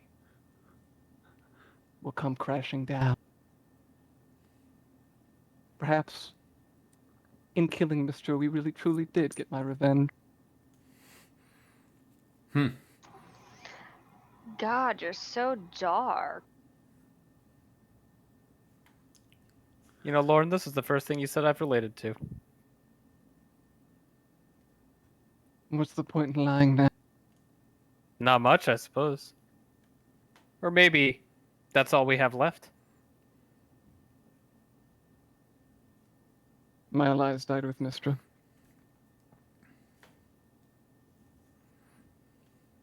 I prefer to keep my secrets. We noticed.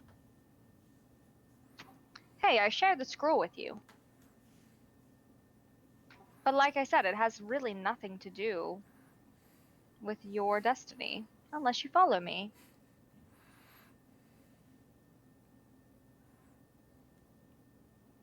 I think we still have purpose to journey with each other. Sounds like we're destined to. I I don't think think we have that strong of a choice. Sorry, go ahead, Eden. I was just gonna say there's a reason that we specifically were chosen to succeed when Sedge would let no others pass. I don't know if it was because we were with you specifically, Tierney, if he was looking for you, but He was looking for a replacement, that's true.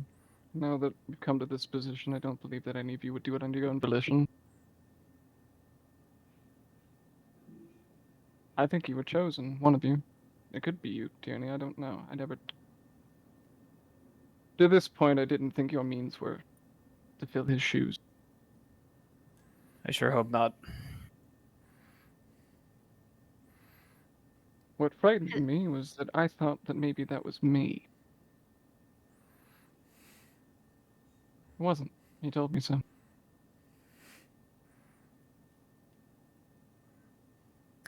I don't think his shoes need filling.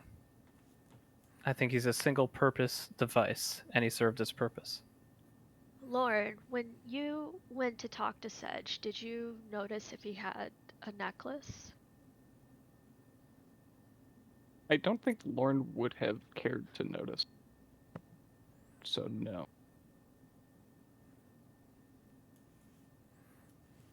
Lauren, I think the only thing worse than a purposeless life is a life that persists after its purpose ends. I think if you hate Sedge, you've gotten all the revenge you can possibly get.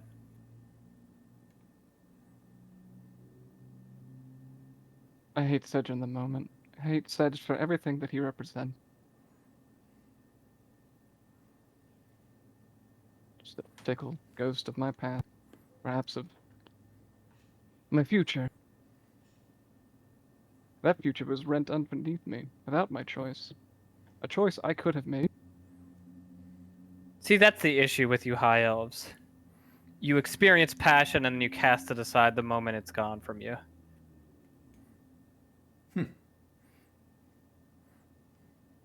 I like that take. Passion.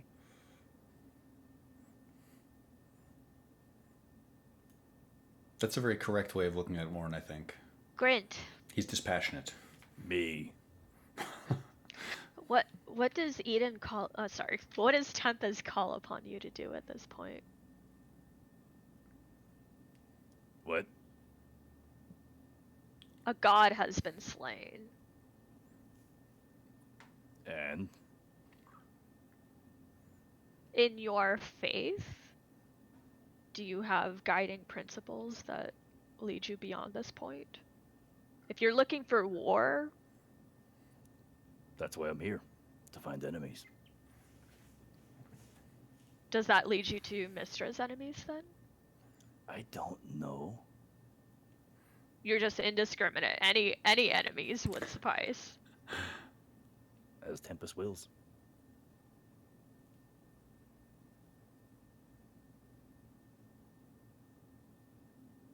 Grant, have you ever spoken with Tempest?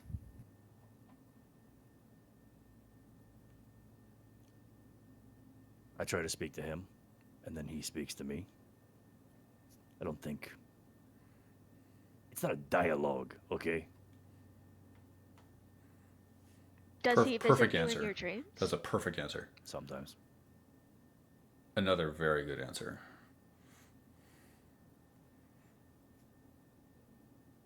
I wonder if Tempest exists at all. Do you think he's dead too? Grint tries to heal himself. What spell do you cast? Cure wounds. Your hands move as if you would be casting Cure Wounds on yourself. Nothing happens. There's nothing. Grint tries to cast light on his sword. Your sword remains dull.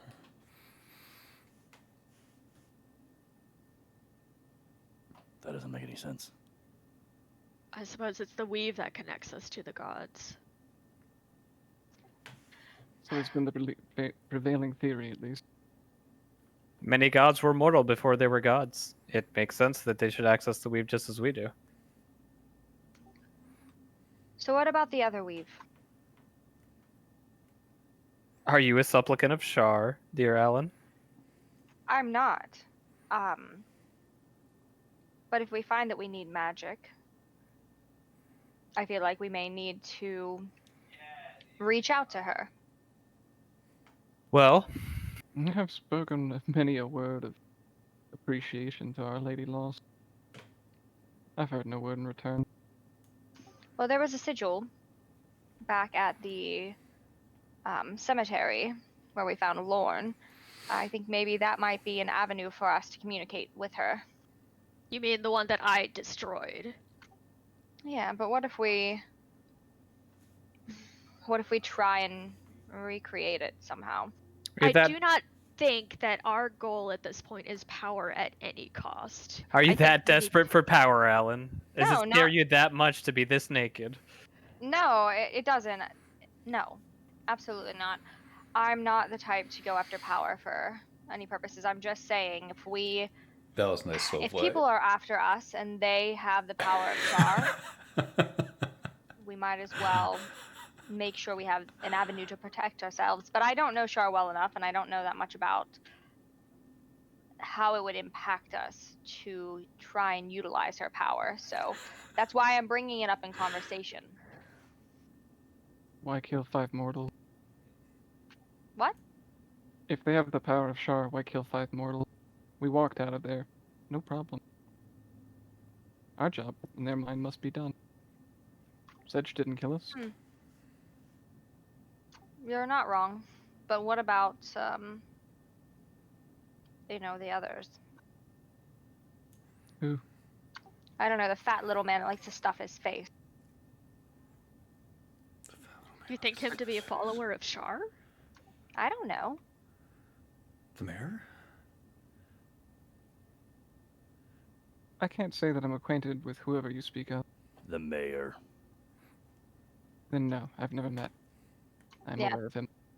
Ray Portier. Mayor Ray Portier. Mundane concerns does seem on the menu right now. What with the gods gone, magic gone, and nothing but brute force and petty warlordry left in the world. Maybe Ray Portier is the concern of your ire, Alan. Yeah, I mean, that's the only other person that I would be concerned about. On the side note, though, if he lost his power, then we can easily kill him. And he needs to be taken out anyways, so why not? The rich I don't lose their power with magic gone. The rich carry a purse that did not leave with mistress. Well, if no one can access the weave, I doubt he'd be able to. How do you know for certain I that don't. no one else can? Look, we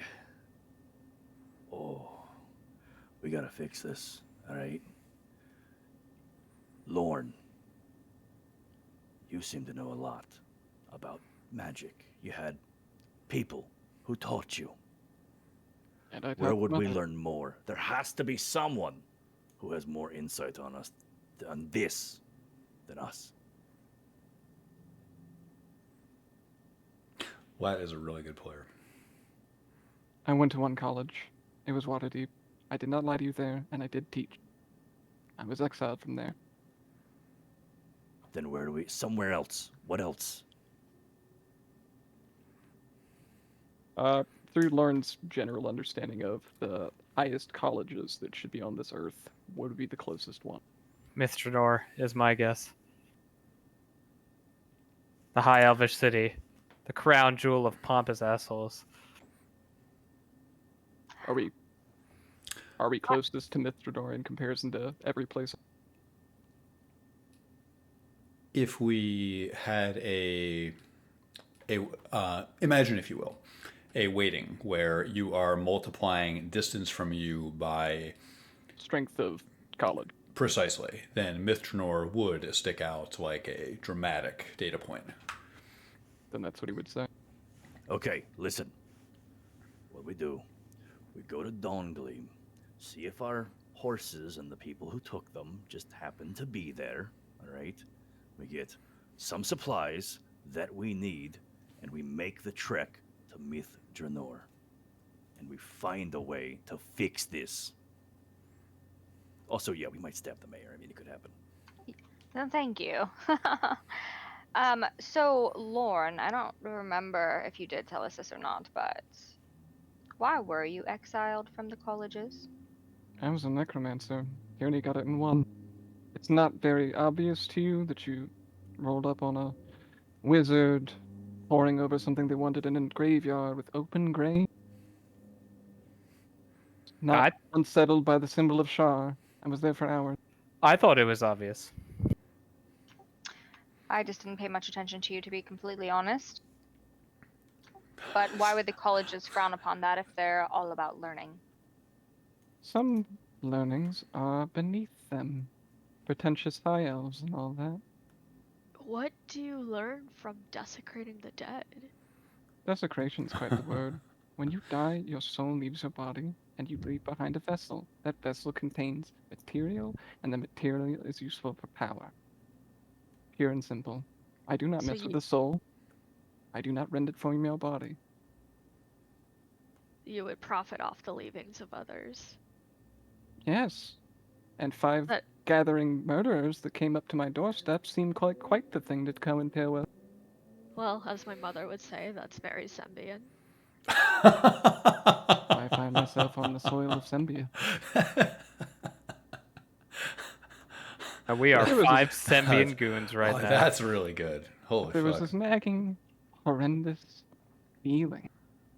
I'm Eaten. Cormyrian. I'm just putting that out. I don't know about you guys, but Born there, sure. Shaped there, sure. But as I said, this nagging feeling. Like it's all one cosmic joke.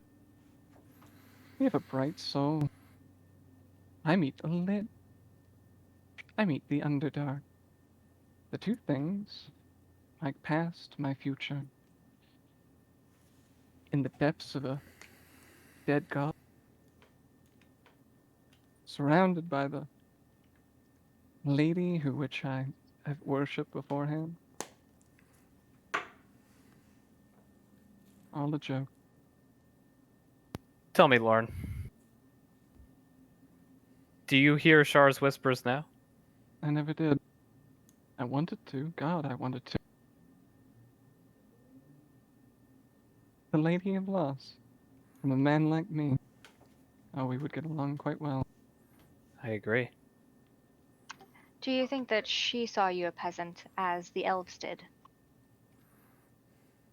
Maybe.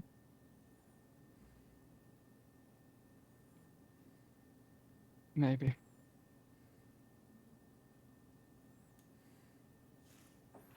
Lauren, is there anyone among the living that you cherish more strongly than you do what you could gain from the dead?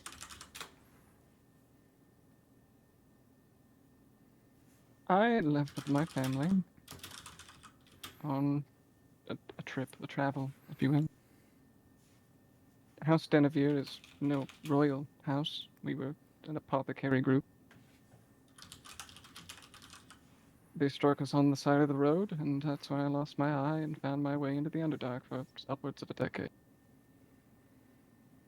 I don't know if my family is alive or dead. So no. To tell you the truth, the 5 of you standing in front of me are all that I care about right now. 4. We could make a stop. I can't guarantee it that it'll be worth our while, but we could utilize my family. Oh, you were a royal. No, I mean, not in the typical sense of the word, but yes, if we can make it to the Cormyrian Museum, one of them, any of them, to be honest, I communicate with my family, and we'll see if there are any artifacts that may have the power to reverse this.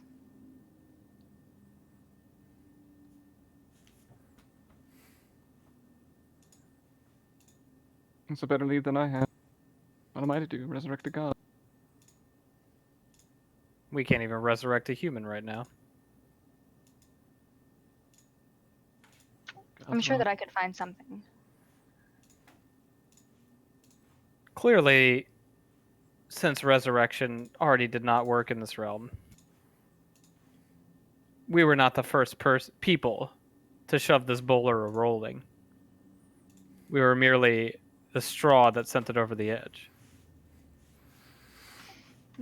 What makes you think we can stand in front of it and stop it now? Good Well, metaphoring. I thought that was good. There are many items of great power, and not necessarily all of them are connected to the weave. I'm sure we can find something. The item of greatest power I have ever seen or possibly even conceived of in my entire existence lays dormant in Eden's pack. I agree with Grint. Actually, we need more information. And I think the only thing that's useful in this entire world that's magicless and bound by sword only is information and intelligence. Considering I'm from Cormyr and I have a very extensive network, of which I am not going to disclose, I say that we should indeed.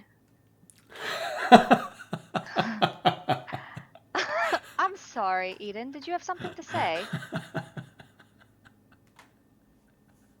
Oh, you're talking about the Harpers, are you not? Why would you ever guess that? That's really funny. For the first time since meeting him, Lauren lets out a genuine laugh.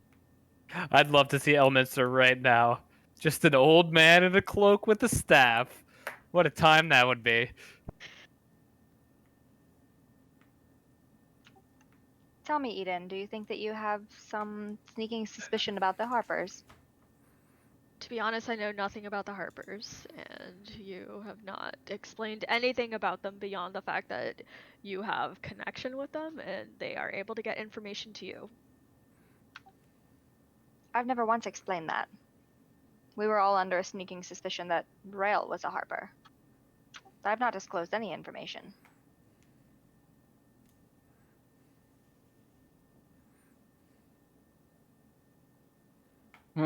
Network a Eden? no, Harper's a no. Again, better leads than I have.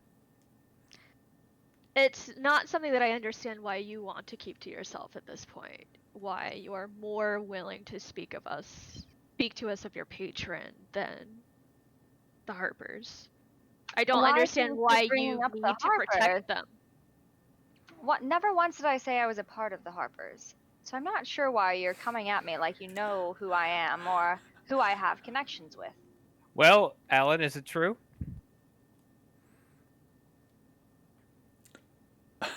I guess so then. Good job, Eden.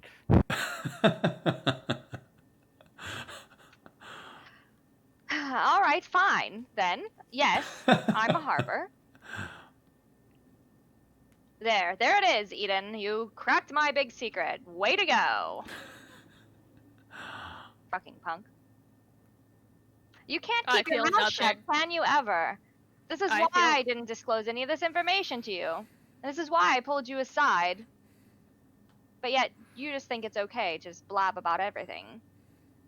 Anyways, yes, now that we have it out in the air, I'm a Harper. I have an extensive network, and I'm also the daughter of a very high-ranking family, so I have a lot of connections. If we'd like more information, I'm sure that I could conjure something up. And then Alan walks away, ignoring anything that everybody else says, and just goes and sits by herself. I don't think she can conjure anything right now, not gonna lie. Speaking of blabbing, it seems that we are the only people with the information right now for certain that Mistra is dead. I'm sure enough people will figure that much out come the coming day. Do you understand how many infrastructures are going to fall from this? I think that they will have the suspicion, but nobody will know for certain. Alan storms back in. Eden. Yes, Alan. You will not tell anyone that this was our doing. So help me, gods. Do you not want to bear the responsibility for it? Do you want to bear the responsibility for it? Do you understand what justice for this would be? Who would believe us anyway? Oh, we killed a god. Oh, hey, we did it with this little golden quill. No, I want you to understand something. I was there when she died. I felt it. I don't care if you did not. I will have that engraved on my soul for the rest of my life. I don't doubt that you will, Eden. What I'm saying is that no one would believe us anyways. You'll carry that with the heart for the rest of your life, as will I. What I do know now is that you're currently a man with a stick. I'm a man with a knife. And we have to find a magic boat to go resurrect a god. You're right. Who knows what the boat's connected to? If it's connected to the regular weave, then it's just a boat. And it's probably not even afloat. If that is our intention anyways. I mean, I don't think Like- that we'd be able to get to her, and even if we did, she's gone. We would need probably the most powerful wizard in the entire world to try and do anything with this. Elminster. She's a god. Their life cycles are much different than ours. He brought up a good point, though. Nonetheless, we aren't going to tell anyone that this was our doing. No, Tierney did bring up a good point. Mortals became god. It sounds like gods became mortals.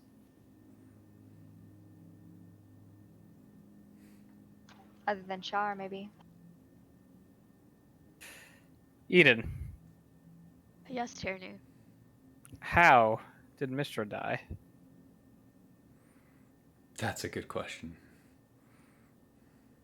As I said to Lorne previously, all I saw was that as the quill was writing, it was as if she was in front of me, and I could see somebody gutting her. So we were the distraction. Alan asked the question to Mistra, which gave somebody the opening to attack. Do you think that's really what happened? The way that the magic seemed to drain out of the environment, it felt like we did more than distract. We actively took her strength away from her. Do you know who it was that stabbed her? I couldn't make anything out of it. It was all my eyes were just on her.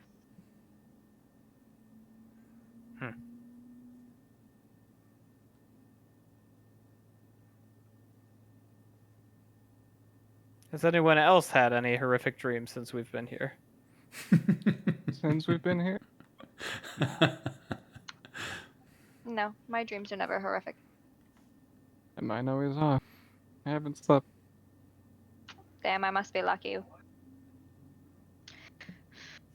I wonder what Ian's been dreaming of. You spoke of him before. He was a friend of ours. He joined us since Baron. Yeah, Eden, why are you so curious about dreams? I've heard you ask about them multiple times. They, to me, seemed like a manifestation of the weave. You discover things about yourself, but also about the world, sort of unfiltered in dreams. A good insight. One would I tend to agree with. So now that weave is gone, what do we dream of? The weave isn't gone. Mistra is gone. Our connection to the weave is gone at the very least. Somebody do has we a connection reconnect? to the weave. Any idea, Tierney? I don't even know if I have the motivation to go on a quest this far above my pay grade. I need more information before we do anything. I meant what I said. I think information is the only valuable quantity in this world, and we five are in possession of an amazing amount of it. So we're going to go to Mithranor. Where else? I guess my question to you all is, it seems like Sedge is the only one among us who knows the most about what's going on. Is there any potential we could get anything out of him? You don't ask the puppet master why he pulls the strings, do you? He said he would be rewarded. I don't think he was the puppet master. But he knows who the puppet Good master memory. is. Yeah, but he doesn't want to disclose any information, and I don't think he's able to. Oh, you want to go wandering back through those shadows again, do you?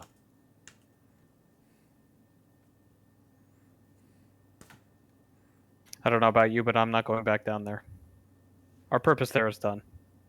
For better or worse. We did our job. And provided he's good at his job, we couldn't kill him anyway. Do we go back to the Baron? He was the one who sent us on this mission to begin with. I don't think there is a Baron. I think there is a person holding the title. I think there's somebody with a proverbial bag of money, but let's be honest.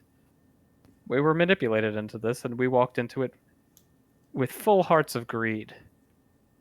I wasn't manipulated at all. Yeah, I didn't go into this for greed. I came into this to prevent somebody else from getting it and giving it to him. At least not by word. Yeah, we did a much better job with it. Whatever justification you want, the end result is the same. I think if the Sparrow still works, it would be a fantastic tool. And if not, it would just be a boat, and we would lose almost no time. It's about a day and a half's journey there. How much would we lose? How far is Mithranor? Like 4 weeks?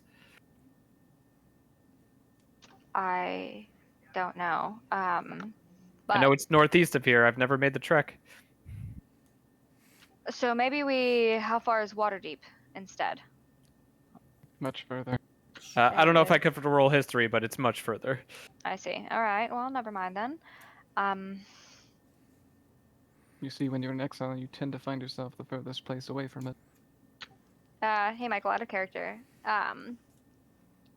Would one of the museums be located nearby? Not nearby, but within reason.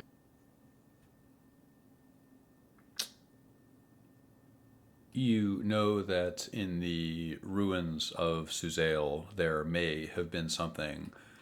You have heard that in Arabelle the walls still hold. This would be perhaps a month north on the road along the Bitter Coast. Wait, are you talking about one of the family's museums, or are you talking about something else? Are you talking about Mithranor? I'm talking about Cormyr, so Mithranor was nowhere near that. So I'm talking about Suzail, the capital of Cormyr, is a ruin.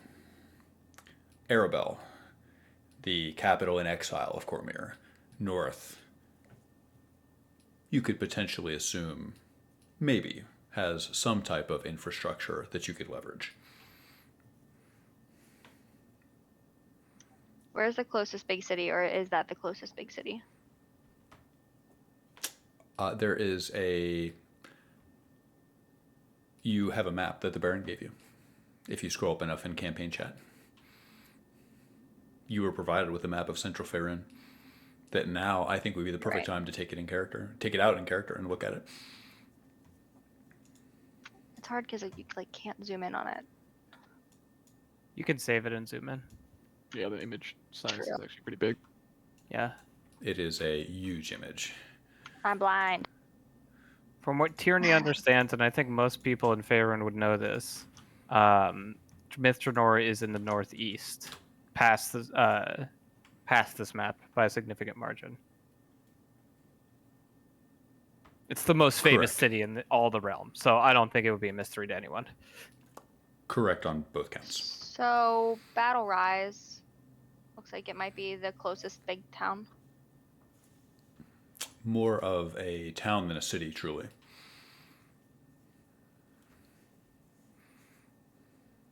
Okay, so I see. So Suzail looks like it is. Okay, and then Arabelle. Okay. So I see. I'm just noticing on this map how the King's Forest is half burned. I fucking love it.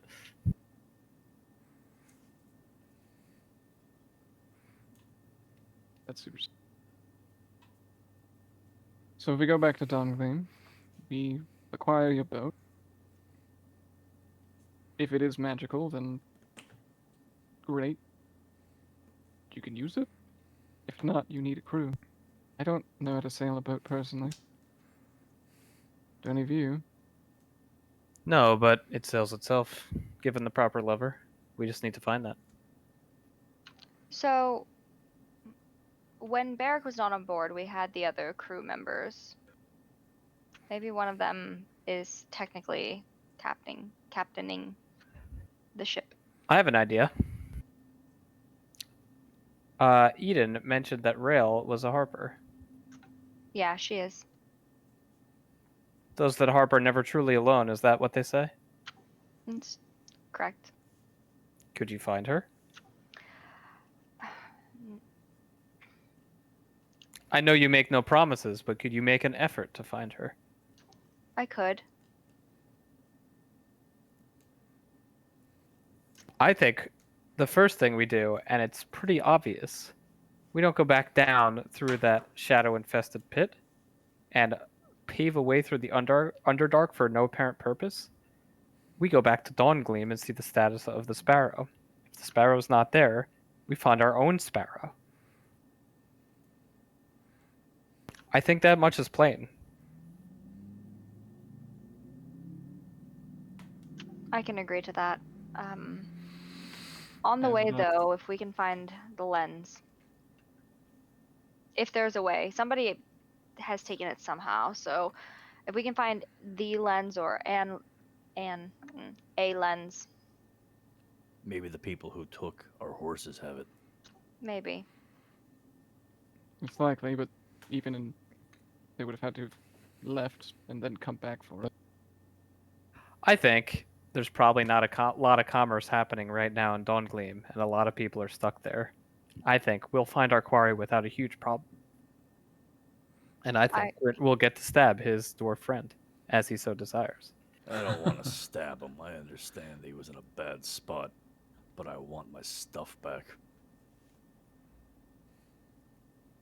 There's supposed to be a Temple of Ogma nearby, is there not?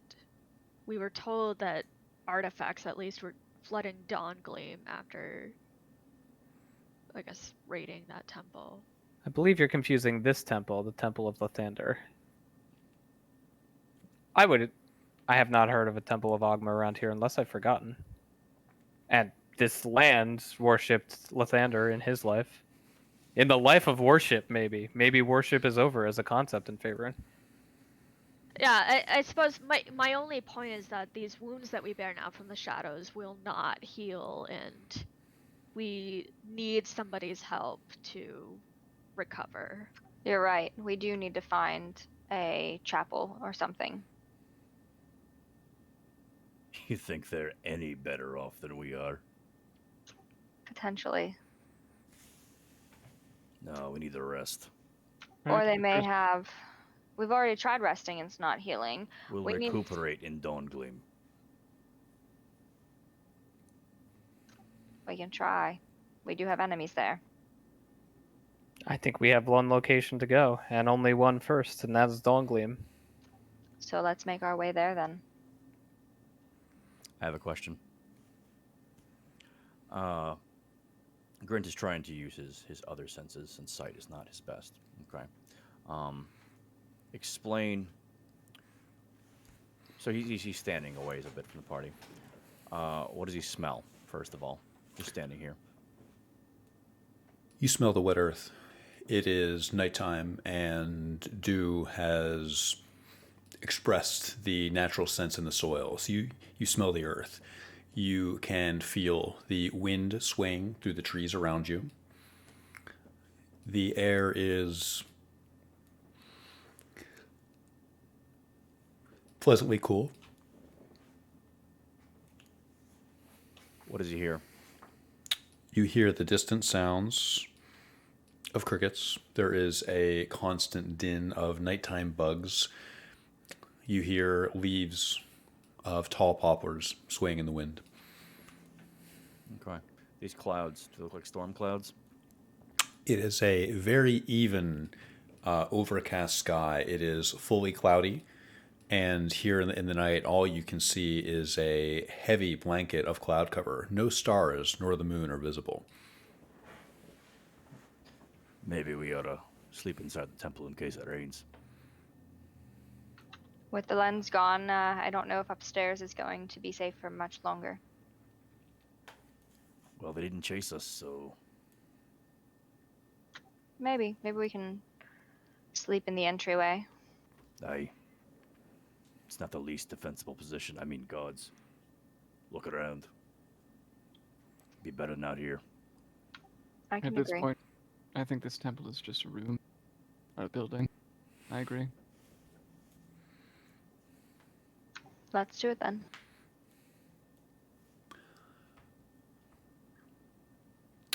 Some questions.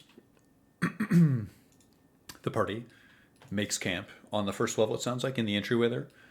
Mm-hmm. Inside the main atrium or near the altar? I think the main the entryway, the one that had the like smash before there was statues. that trap, right? So like before we got to that trap, there's that little foyer. Right. The yeah. little antechamber of the first landing. Yes, Got it. that's Okay. The area. Is anyone holding a watch? I think somebody should always hold watch. Grint will be second watch. I'll take first. Lauren definitely needs to sleep. He would be more acclimated to watch number 2. I think you should just take the whole night off. I think you deserve it. Eden can take first watch with Alan.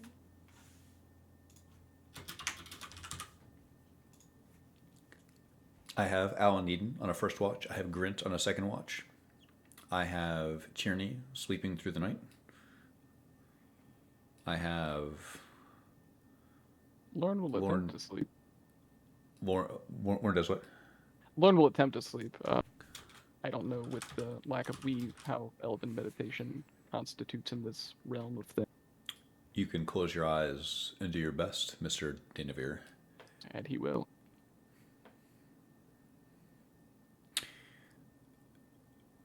While you are preparing to go to sleep, you can use any provisions, any comestibles, food, drink, water. If you could, go ahead and update the manifest.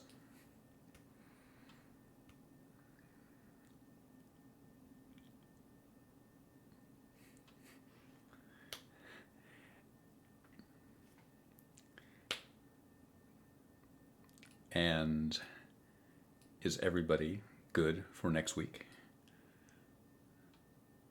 Is anyone not good for next week? I'm good for next week, but the following week I'm not here. No problem. So the 25th we're good, the 4th we're not good. Understood. Okay. Well, we'll cut the session there. We will all parse the manifest at the beginning of next session. We'll suss out a couple things, and then you are journeying south toward Dawngleam. Am I correct? I believe Correct. That is correct, yeah. And we're going Wonderful. to make for probably the mayor, the dwarf, and the boat. And if that doesn't work, well, we'll play it by ear. Good session. Great session. I found myself about 20 times during this session being like, wow, great take, or oh my god, what a great way to parlay that. I think everybody had incredibly strong, scintillating moments of role-playing excellence during tonight's session. I think tonight might have been my favorite session of the entire campaign so far. So I fucked it up somehow. What do you mean? What did What you do you mean? expect? What did you expect to happen? So I was just gonna lead everybody into the Underdark and not just do it that way. After I read what you put, I was just like, I don't know what we're gonna do. So I think that we need to get into the Underdark. That's like the only. I feel like that's the way we were being directed to go. So I was gonna do it, and then after I said that, I saw a look on your face, and I was like, oh fuck. No, Maybe not at I all. wasn't supposed to do that. I thought it So was then- so. You, I also just wanted to fuck with Lauren and see if anybody pushed back. So, You have free will. There are guardrails in logical enough places. If you said I want to teleport to the spine of the world, that's not written, okay? But if you say I want to go to the Underdark or whatever, that is deliberately a path that was laid down for you guys. So no, I thought it was the reason why I don't know what my face looked like, but I thought it was an amazing deception. I thought you so quickly deceived the entire party so effectively. You said, let's go. And everyone was like, oh, okay, that's what it says. Okay, cool, let's go. Yeah. And then you pulled it out so quickly that I was like, I'm pretty sure everybody would have just followed you. I think that was what Yes. surprised me yeah, so for about sure. that. Because you like passed your like some checks are kind of done by the players, right? And that was like a deception check basically. And I thought you passed quite well. So I was surprised that you peeled it back. Lauren Yeah. only would have started arguing if Magic didn't just die. He had some other concern. Yeah, I will say, out of character, it seemed like from the notes from the Acolyte, like the Underdark was the route to take if we wanted to destroy the Quill, and I don't know if there was even a path to get out of the Underdark away from the magma that was supposed to be there, but again, that's all out of character speculation, and Eden would have followed Alan to the ends of the world. Even though we've been headbutting so hard. It's really funny. I mean, they're very stressed, right? Which is why I'm enjoying that they're kind of fighting at this point. It makes sense to me that. Oh, absolutely. Absolutely. I just love the fact that we can all stay and be amicable outside of in character. Yeah, absolutely. Agreed. I love it. I love it. It's so great because like in-person D&D, which we've talked about before, that's not how it goes. It's like we have to have a fucking therapy session after every campaign. And it's like, Yeah. you do know that I'm not acting as myself. I'm acting as my character, correct? And everybody's like, yeah, but like, you know this and that and the other thing. I was like, okay, but like we're being in character. So you need to be in character. I think this was a very good hand-picked social group where everybody could be trusted with not metagaming with the conversations that they heard out of character Yeah. and not holding grudges for somebody acting really well as their character. Yeah, I agree. Absolutely. I must point out one thing. I'm sorry, Joel. Something that I thought that was perfect, Dave, was as soon as I was like, oh, you could PM her, I was so much happier when you said, let's just have, especially because the scope of the conversation, that was so much better than doing it via chat or whatever. So I thought that was excellent. Joel, what were you going to say? I'm sorry. I don't know that I was gonna say anything. There were just a lot of great moments. Like Lauren, I loved seeing more of Lauren's backstory. I thought Lauren was really great. I very much liked something that me and a certain audience member were talking about during the break was, Joel, I thought your voice acting was very strong this session. Oh, really? Oh, Yes. good. I was also, Falmari had this concern about like not blowing out the mic while yelling, so I was like, I don't know how intense. I can thought you yell did in great. this. I thought your intensity was absolutely, I thought you did awesome. Okay. I loved the beginning, by the way. I know that we had a little bit of talk off camera about like body horror and stuff, but I thought it was amazing. I loved it. Thank you. Yes, I never know if there's one of the things I think that can be challenging about D&D is like, do you feel comfortable having this done to your character without me being like, hey, this is what I want to do or whatever, so it's still at least somewhat fresh. So thank you for being so accommodating, because your characters, going through something can be tough to role play. Sometimes it's not fun to role play. Some people really don't like this idea of hey, your character's in severe pain, both mental and physical. What's that like for you? But I thought you handled it and played it and acted it out very well. I think if you can't handle that, then are you really connected to your character then? I think that's such a tough that's a good thing. take. Yeah. Like, Some people are so protective of their character, though. Like, me personally, as a player, I'm fucking stoked to play a level 4 wizard with no spells and a dagger. And they just Right? say, good luck, buddy, get out there. You're literally worthless. yeah. That's super exciting. As Lauren, it's fucking horrifying. Shouldn't have immanentized the spell plague then. Well, I don't know what to tell you. What are you gonna do? Yeah, Oops. I love that our party Oops. of primary spellcasters has been reduced to just Grint. Just Grant. It was always that way in Grint's head, okay? Like, nothing Yeah, has that's changed. right. That you all are freaking out, and Grint's like, I don't know what the big fucking deal is. I think everybody bought the fucking A game today, though. Like you did, I can't speak, and I'm not bringing my A game to this conversation right now. When you brought in the start of the session like you did, that was an immaculate pace setter. Because you immediately brought us from having a jovial conversation to immediately like, oh fuck, tension, here you go. Thank you. I'll have to go back and watch the VOD. I dropped the baton a couple times. Well, it's tough to go through things quickly, forcefully, and also not miss a word. Stuff only gets rehearsed X number of times, and it's always worse live than rehearsed. But I thought it came through pretty well. I was pretty happy with the session intro today. You just need to remember that you're human and take a breath. Like, I thought it was a in great general, I think you introduction did a to great Yeah. job too. an apocalyptic event, basically. Thank you. Yes, that was exactly what I was going for. Thank you, Letro. Yeah, it was really, really good. It was really good. But I love how immersed everybody is into their characters. You can feel and see that everybody like is really immersed, and that's fantastic. Yeah.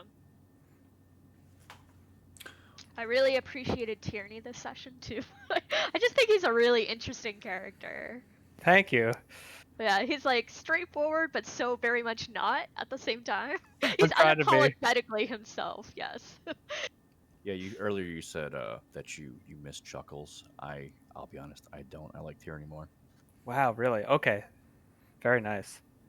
That's Tierney a is high a great compliment. I character. loved Chuckles. He was close to my, but Chuckles was a lot Chuckles easier was for me to fun, but- play. Tierney is very much outside of my wheelhouse. I would be hard pressed to say either way. I like them both quite a lot.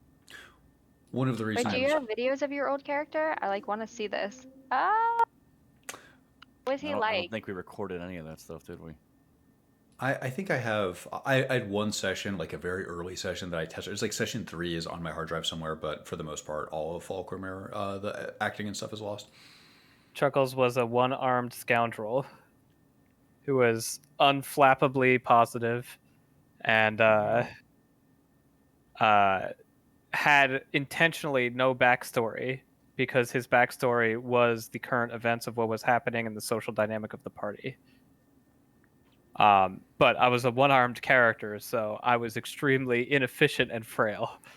I don't know. I seem to remember a particular assassin that got fucking eviscerated by Chuckles. Oh, that was fun. Chuckles Yeah. was a duelist. Something you said though that I will. This is how I always approach these campaigns. Is like the backstory of your character can be very short, slim, because I very much like this idea of like, hey, I'm kind of a normal person, or I had some type of life that guided me one way, and then these like 7 or 8 days in the wilderness with these people very much bisected my life into what happened before and what happened afterwards. So I love it when there's like, hey, all kinds of stuff happened, but really the events of these things that happened define my life, and I think characters that feel that way always resonate with me. Absolutely. I was mentioning this to Dave when you guys were off camera. Lauren would not be the character that he is with a different group of people. Period. Full stop. Without Eden as a character in the cast, Lauren would not be Lauren that he is. How would he be? I'm curious. A lot darker.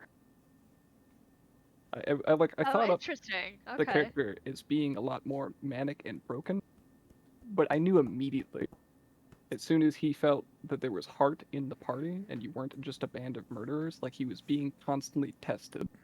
Am I still a good person? Was the question I Wow. I love would ask. that. Yeah, I mean, Eden was really surprised to hear about Lauren's backstory. So, like, I really like the depth that Lauren has to him as well, and I felt like some of that got to come out this session, which was nice. Yeah. Thank you. I like that there's been a lot of inter-party conflict too.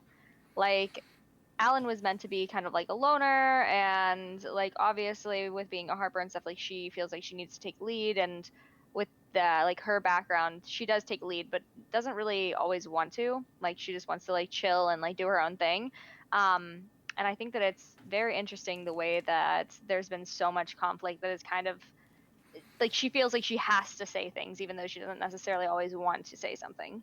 I don't know if this is intentional about Alan, but the way I read the character is you are like very convicted and you're a Harper and you believe in the neutrality of things. So when things are ordered, you try and shake them up. And when things are disordered, you try and reorder them. And that's how Yeah. like I interpreted your actions now, like at the beginning of this session, where you said a very straightforward thing and it was very ordered and everyone fell in line, and immediately Alan's predilection was to disorder the situation. You're like pushing against the will of the party at all times because you're trying to enforce neutrality and trying to give a counter perspective. At least that's how I'm reading it. Tell me if I'm wrong. No, you're right. So, you know, Alan's a little bit of chaos, yeah. but like not necessarily in a bad way. She's very devil's advocate. But not in a bad way. Like it, you know, obviously the whole thing with her genie and everything, the way that things went down, it wasn't a situation where he was like, I'm gonna grant you wishes, like what do you want, do you want power, those type of things. She's like, no, like I don't want anything, like I'm sorry that I ended up here, like if you let me leave, like you can just save your energy for somebody else. And then they kind of came and had a conversation, and they came to this conclusion that like they could help each other. You know, she's looking to increase her knowledge and to be able to try and prevent the world from expanding evil, and also, you know, prevent people from being able to get a hold of items that they can do harm with by putting them in these museums and like putting them in places where they're not going to be able to be utilized. And her genie, Radajax, it likes to work on things. He's a tinker, you know, like he's not, from her perspective, he's not a bad guy. He just wants to like experiment and do his own thing. And like now he wants out, and she's just like, I don't see any reason why you can't come out. You seem like a stand-up dude to me. Like she knows what genies are. Like she understands that like he could potentially have a bad side to him, but from what he's shown her, she doesn't see any bad side. So it's been a very kind of like neutral situation with it, which I thought was such a cool way to have a dynamic, because it's not the typical dynamic that you would find with a patron. They have like a kind of like a mutual I don't want to say understanding, they have like a mutual likeness for each other. I like that you have a parasocial relationship with your genie. Yeah. I love that it's not just antagonistic. Yeah, it's Yep. the only thing in this world with it that you trust, and it's like the least trustworthy thing in this world, and you just have this like unhealthy obsession with how great he is. Absolutely. It's like the only thing Alan truly likes in this world. It's hilarious. I love it. I actually really like it. She loves Reg. It was kind of I really wanted to play Z in this world. I thought that Michael and I talked about it, and I thought about bringing Z into this world.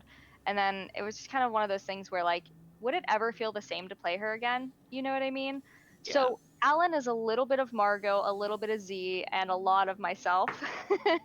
So I kind of took, Z, for instance, she is I'm not going to get into Z very much, but she is in love with a Rakshasa. And they have a very similar relationship, like Alan and Radajax, where it's kind of like a cat and mouse game. But Alan and Radajax is more like a mutual likeness for each other. Like they enjoy each other's company, or they enjoy the things that each other does. Whereas Z and Vincent literally play cat and mouse. Like she was resistant to psychotic everything. Like he couldn't get in her head, and the fact that he couldn't get in her head really like drove her crazy, and then vice versa. Like he wanted to know more about her because he couldn't control her like everyone else. So it was just, I think it's a very similar relationship, but on the opposite end of the spectrum. And Margot's just the spiciest motherfucker on earth. So Alan gets a little spice from Margot. I liked how Grint ended up sort of being like the most stable of the party. Well, I think that tracks because he's lost the least. Exactly. Yeah. That's what I was just thinking. Everyone is a lot more disquieted than Grint right now, especially after we're out of the Shadow Realm. I mean, he did get disconnected from Tempest, which is a big fucking deal, but he definitely sees that as a temporary thing. He doesn't think it's going to be, he's like, okay, it's a stumble, not a big deal, but he still didn't lose as much as everyone else. Yeah, I mean, I just think that it's a fascinating reflection of, like, Grint used to be the thing, like, tearing the party apart with his actions, and now he's sort of, the, not exactly the backbone, exactly, but, he's definitely... He's predictable. The person not losing his mind. Yes. Grint is still Grint at the end of the... Yeah. He, you sense that everyone else is potentially playing the game for themselves. You know that Grint is playing the game for himself. That's a good way to put it.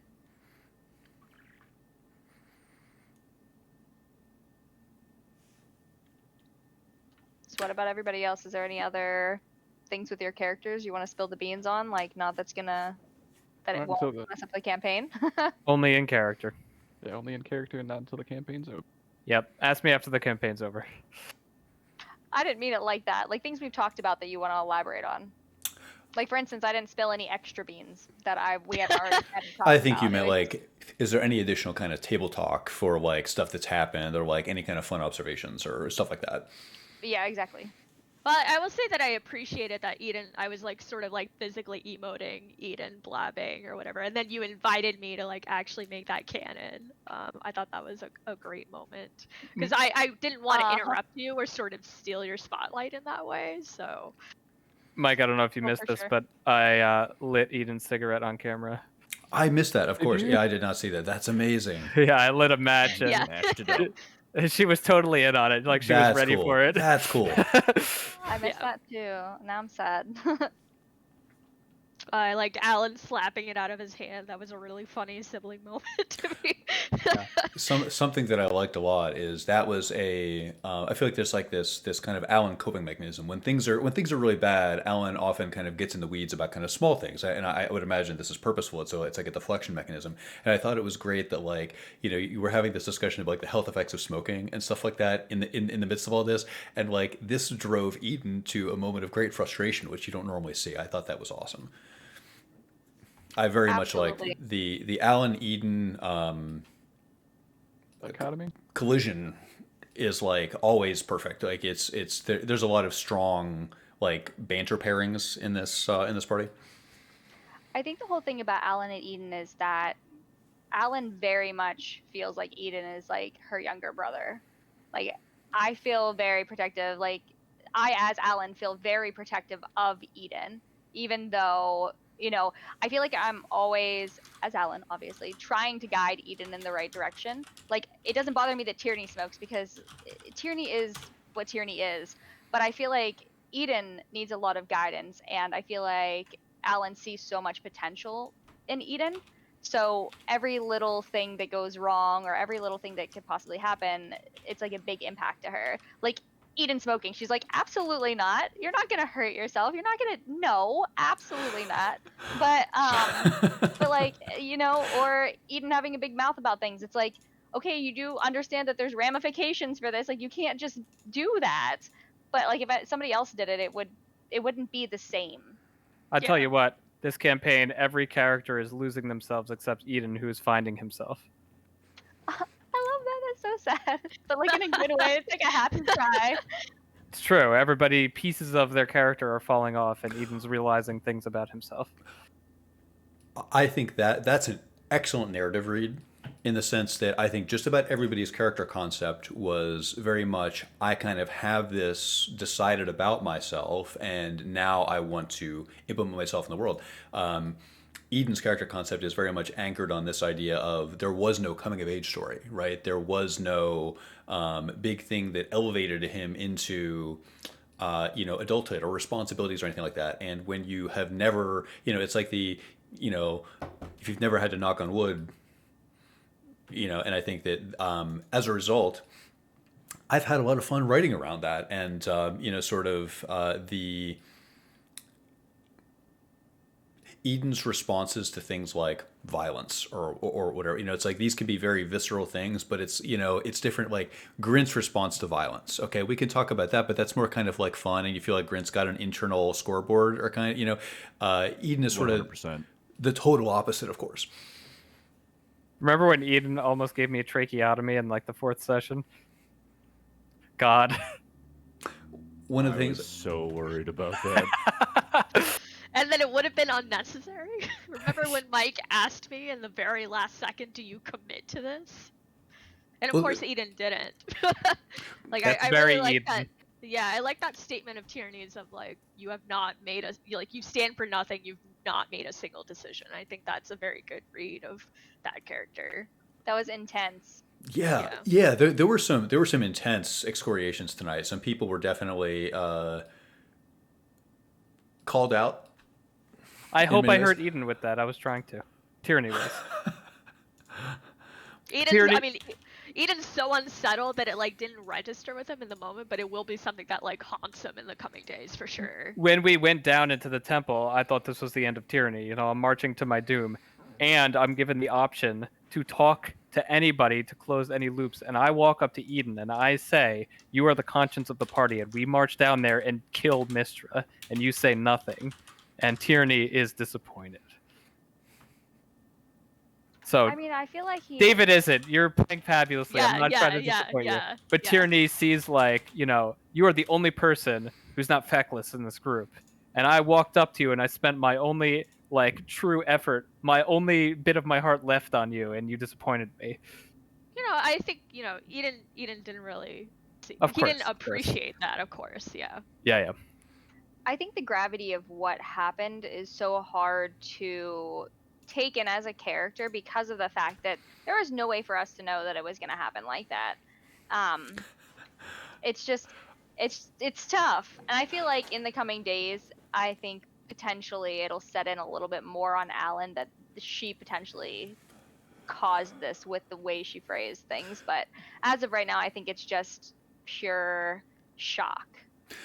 Steph, sometimes you have these moments where you have this very dramatic in-character response that I think is extremely well done. And one of those that you did tonight was your sense of we couldn't have known. It's like, I felt very much like how I conceptualized that was like Alan just was in a fatal car accident or something like that and killed somebody, and like you're on the side of the road, someone's dead over there, and like, you know, you just feel this sense of, you know, did I do that? It's like, you know, there's no way I could have known this was going to happen. This was not my intention. I thought the way that you played that out in the sense of, you know, there is no blood on my hands, or I didn't know that this could have happened, was incredibly realistic.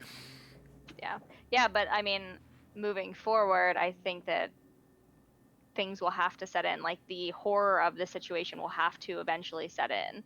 But as of right now, I mean, it's so fresh, so new, you know, pure shock. But I love this campaign. I think it's so wholesome, and I love that. Wholesome? But it's like wholesome, but like not in a bad, like not in like a PG way. Like it's, I don't know. Wholesome? I just love it. I feel like it's so natural. Michael obviously picked the right people to be together, and we all work together so well. Wholesome? I mean, like that's like, if I was like, I see. You made him speechless. I see this point. Is that bad? No, Did I say it that way? No. It's not bad at all. I would just never, like, you know, I have a lot of concerns with this game, like things like, you know, oh, are the horror elements too much? Is it depressing? No. You know, is this like because some D&D is kind of depressing. Like, you know, I've run some campaigns that are kind of depressing. And like some, you know, these are things that you want to avoid. These sort of moments where it's like, you know, it's like an emotional quagmire, right? So wholesome is probably a little bit contextual. I think I know what you mean. I think like the way the party stays together, I think is very wholesome. That's mostly what I mean, is how we react to each other. Like we were talking about earlier with how Alan feels like Eden's like her little brother. You know, I think that it's very wholesome the way that the party almost feels like family to one another. Like Grant's our crazy uncle. Mike, you have a really great sense of drama. Like, it would be depressing if the party just sort of gave up and was like, Mister's dead. La. Yes. I can imagine if something happens to somebody, it's going to be incredibly dramatic. And I'm a crybaby, so if I turn off my camera, my bad. You better cry on camera. Yeah, I did totally think that they would party wipe on their way back to the temple, to be honest. Like, I was expecting that to happen with the shadows. It was, like, such a huge moment when they just stood aside when Tierney asked them to. Yeah. Like Moses parting the Red Sea. That's what I wrote in my notes. Yeah. I have notes on the campaign. That's exactly what I wrote. That's awesome. Seems normal, right? It was so dramatic, yeah. Everything is so dramatic, but not in, like, a crazy dramatic way. Like, I don't know how else to explain it. Like, it's like perfect. Like every little detail is literally just perfect. Thank you. Well, we didn't feel railroaded into this decision. It was very much like the party That's did I went. cause this to happen. Yeah. I also didn't allow us to be railroaded. But I saw Michael's face after I said we were going into the Underdark, and I was like, oh, shit, did I make the wrong decision? Or are we just gonna end I have the to session now? I have to stop being perceived. So one of the funny things about this. So both of you used a word, okay, and that word is railroad. And I will confess that I have had ample dialogues over the past few days, both internally and externally, about the concept of am I railroading the party, or is there an adequate amount of bumpers on either side? Is there a narrative without it being overwhelming? And if you're telling me that you did not feel railroaded and you did not feel in any way like, oh, you were pressed to do this, that's exactly what I wanted, because there were three possible outcomes here, at least three ones written in the quest document that you got, right? You take this thing, you destroy it. You don't use it, you destroy it. You take this thing and you take it to Mithranor for safekeeping. Or you take this thing and you start using it. And I think it felt very intuitive to just start using it, and that's Yep. exactly what I wanted. I didn't want you to feel tricked into using it, or like, oh, this is the only thing we can do, or oh, I have to do this to advance the plot or whatever. I liked it. Hopefully it felt, at least it looked intuitive. It felt like, hey, we have omniscience. Let's fucking use it. Yep, exactly. Yeah, absolutely. That sounds It great. wasn't Who until could Tyr- turn away from that? Yeah, it wasn't Not until Tierney. Tierney pointed out that there were two blank pieces of parchment that, out of character, I was like, oh fuck. You do a that was brilliant. phenomenal job of. I don't think that railroading. It's always this like demeaned term in RPGs, right? Because players don't want to feel like they're forced to do something. You do a really phenomenal job of placing a number of tracks that we can choose to follow. There's like these soft rails where it's like you don't have to go down the staircase. It's there. I know this for a fact. I did this in your campaign. The party turned around from a giant piece of written material, and you're like, Yep. okay. Remages keep. Oh God, Your yeah. rant on that was Yep. like my favorite thing ever. Well, like, so what to do when here's something that happened in the past 3 sessions here that's kind of the same in the same vein, lad. Okay, when you guys are searching bookcases, and let's say there's 10 different quest texts that you could get, and some are more relevant than others. Should you get the more relevant quest text in an effort to keep things focused, or should we basically have some sense of, hey, sorry, you found useless stuff and you're never going to piece it all together? I think it has to be the latter. It has to be. I'm sorry, it's confusing, but it is. It's just the way. I don't know. I also think it's really funny when the appropriate information falls into the wrong hands. I couldn't agree more. It's Yeah, so yeah, yeah. much good, Totally. Like fucking Grint picking up a very clearly important text, and he's like, I like that too. I'm pretty As- bummed because there was 2 questions I was gonna ask. The one that I did ask, and then the alternate one that I considered about trying to figure out how to use the Spelljammer. Like I was very, I was like on the edge of being like, how can I drive the Sparrow? How do I get the Spelljammer to Ratajax or whatever? And I didn't, and now I'm bummed because I wish I would have asked that question instead. I think you might have got a similar message to what you got anyways, though. I don't know. I was gonna Let's look at say the last question.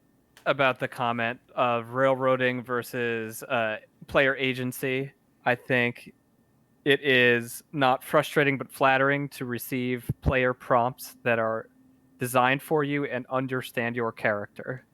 So when you leave 2 blank sheets of paper and Tierney stumbles upon the Quill of Mischief first, you didn't railroad me. I made the decision to go along the tracks that were already laid, which is the opposite of frustrating. It's like, yes, I get to have my moment and I'm understood by the campaign and the GM.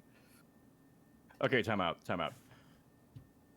This one has been fucking with me for a while. Okay, I can't the wait. fact that Tyranny had the fucking ink, like you gave him the ink, like was that some kind of foreshadowing?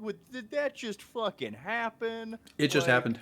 It just happened. Oh so my god, really? That's I'm- fucking amazing. I'm glad it bothers you. So, it was fortuitous that it happened this way. So, when designing this game, the quill was, of course, one of the first items, right? It was one of the very first things that went to paper, and I thought, how does this actually implemented?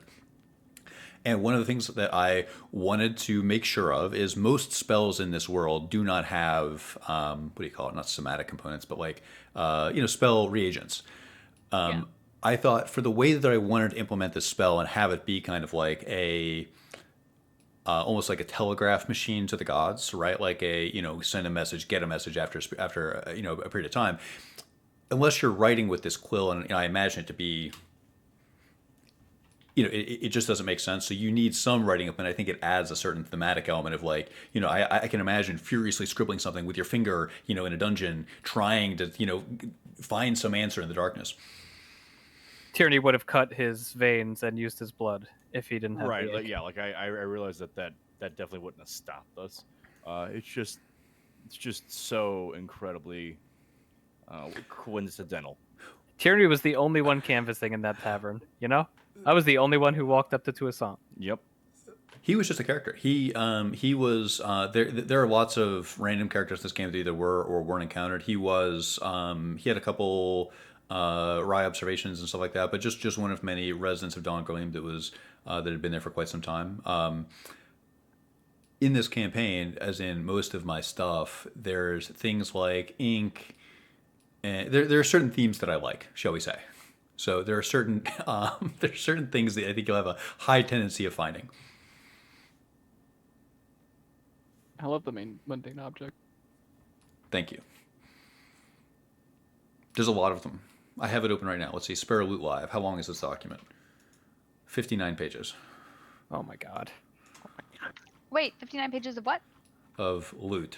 Items. Crocodile teeth. Oh, Of nice. items. Yes, crocodile teeth, meeting minutes, revenue musings, a protest, observation log, moving forward, our new approach, expedition notes, can't say that yet, lens, recent notes, instructor, dagger +2, dire crocodile tooth, dire crocodile teeth, chunk of dire crocodile meat. Damn. Grint on Lynn, Grint in print.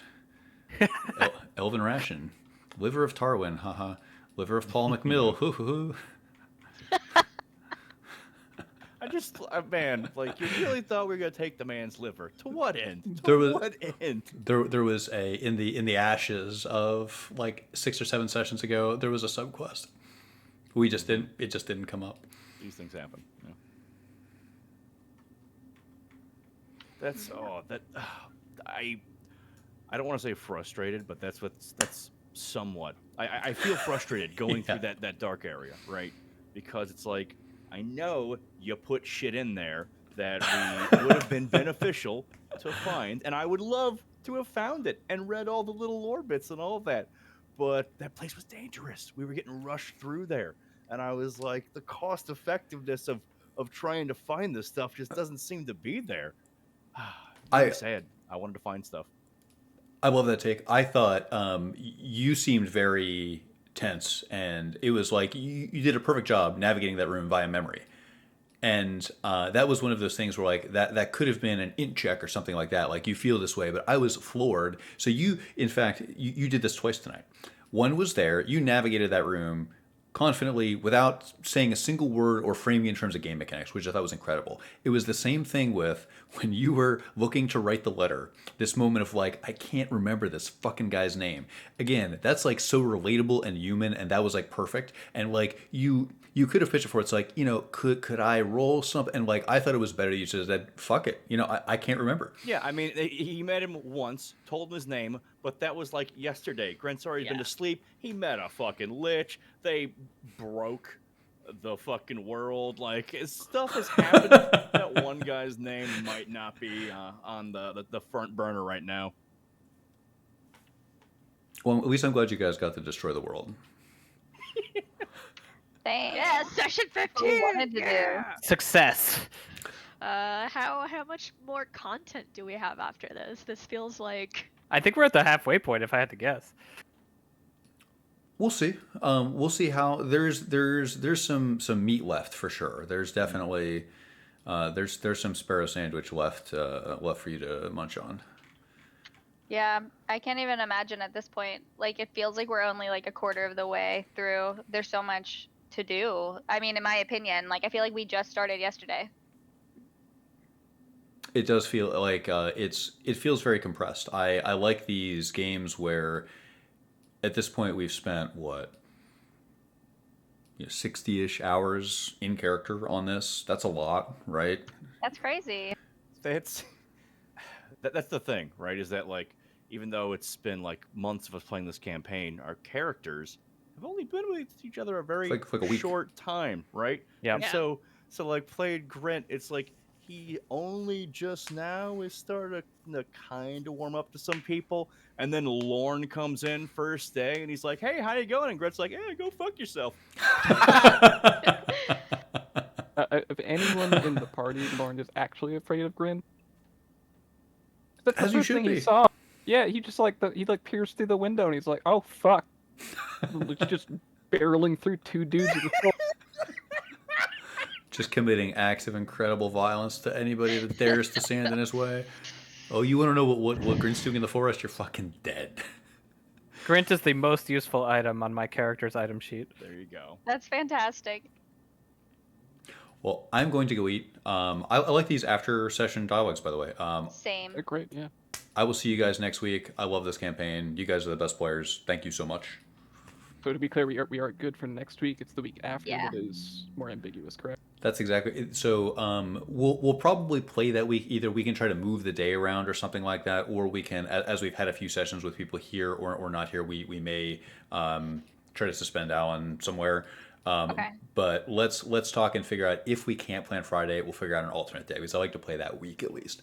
So, with that being said, I'm making this like a business trip. So I'm actually traveling down Monday or Tuesday, and I'm going to be. Well, you know what? I'm gonna bring my iPad. I bet that I could, at the very minimal, have Discord on my iPad and potentially maybe use my work computer for some of the other things, like the manifest. I'm sure I could use. And I might be able to use my phone for like Roll20 or something like that, so that I can kind of see what's going on. I'm sure I can figure it, or I could use my phone for Discord and then use my iPad for Roll20. I'm sure I can figure it out. I'm sure we can iron out the technical details if we get to that point. Yeah. You know what? Yeah, let's just say that I'm on for the following Friday as well. Okay, I'm sure cool. Sarah will understand. It's a couple of hours. It'll be fine. Awesome. Thank you. Of Okay. course. Well, I will see everybody next week for the next session. Good night, guys. Bye. Good Bye, night. everybody. Have a good Friday. You too. You too. Okay. Catching up with Stream Chat. I thought this was an excellent session. Am I even still on here? Hello. You also anticipate a party wipe. Yes. God, catching up on all this stuff. Where are we? Okay. So Eden popping off. Go Eden. Yes, I thought that was wonderful. Eden really getting passionate tonight was, I thought, amazing. Lauren is so funny. Lauren is great. Lauren is, I think, has in terms of like, think of how long he's been with the party, and then think of how much depth he has. You know, his ability to kind of build a character in such a short amount of time. I think it's just phenomenal. I mean, Famari is such a strong player, so I'm not surprised. But it's been amazing having somebody who can kind of do that mid-campaign character insertion, which is, I think, notoriously challenging, and really run with it. Chuckles stole your heart. Yes, he stole my heart too. Chuckles' epigraph and the whole arc of Chuckles was very sad. Tagline of the entire Sparrow campaign: wholesome. I definitely know what she means, though. This party has a lot of, like, some parties feel inherently antagonistic. I think this party feels like you get the sense that they would stay together regardless of their conflicts. In many player campaigns, I think that the party would have already come to blows at this point. Like, I think particularly when Alan ran at the start of tonight's session, I think there are parties where that would have immediately started inter-party combat. You anticipated party wipe. We were close tonight. We'll see how close we are next week. But thank you for coming. Thank you for watching. See you next week for more Sparrow, more D&D. Good night.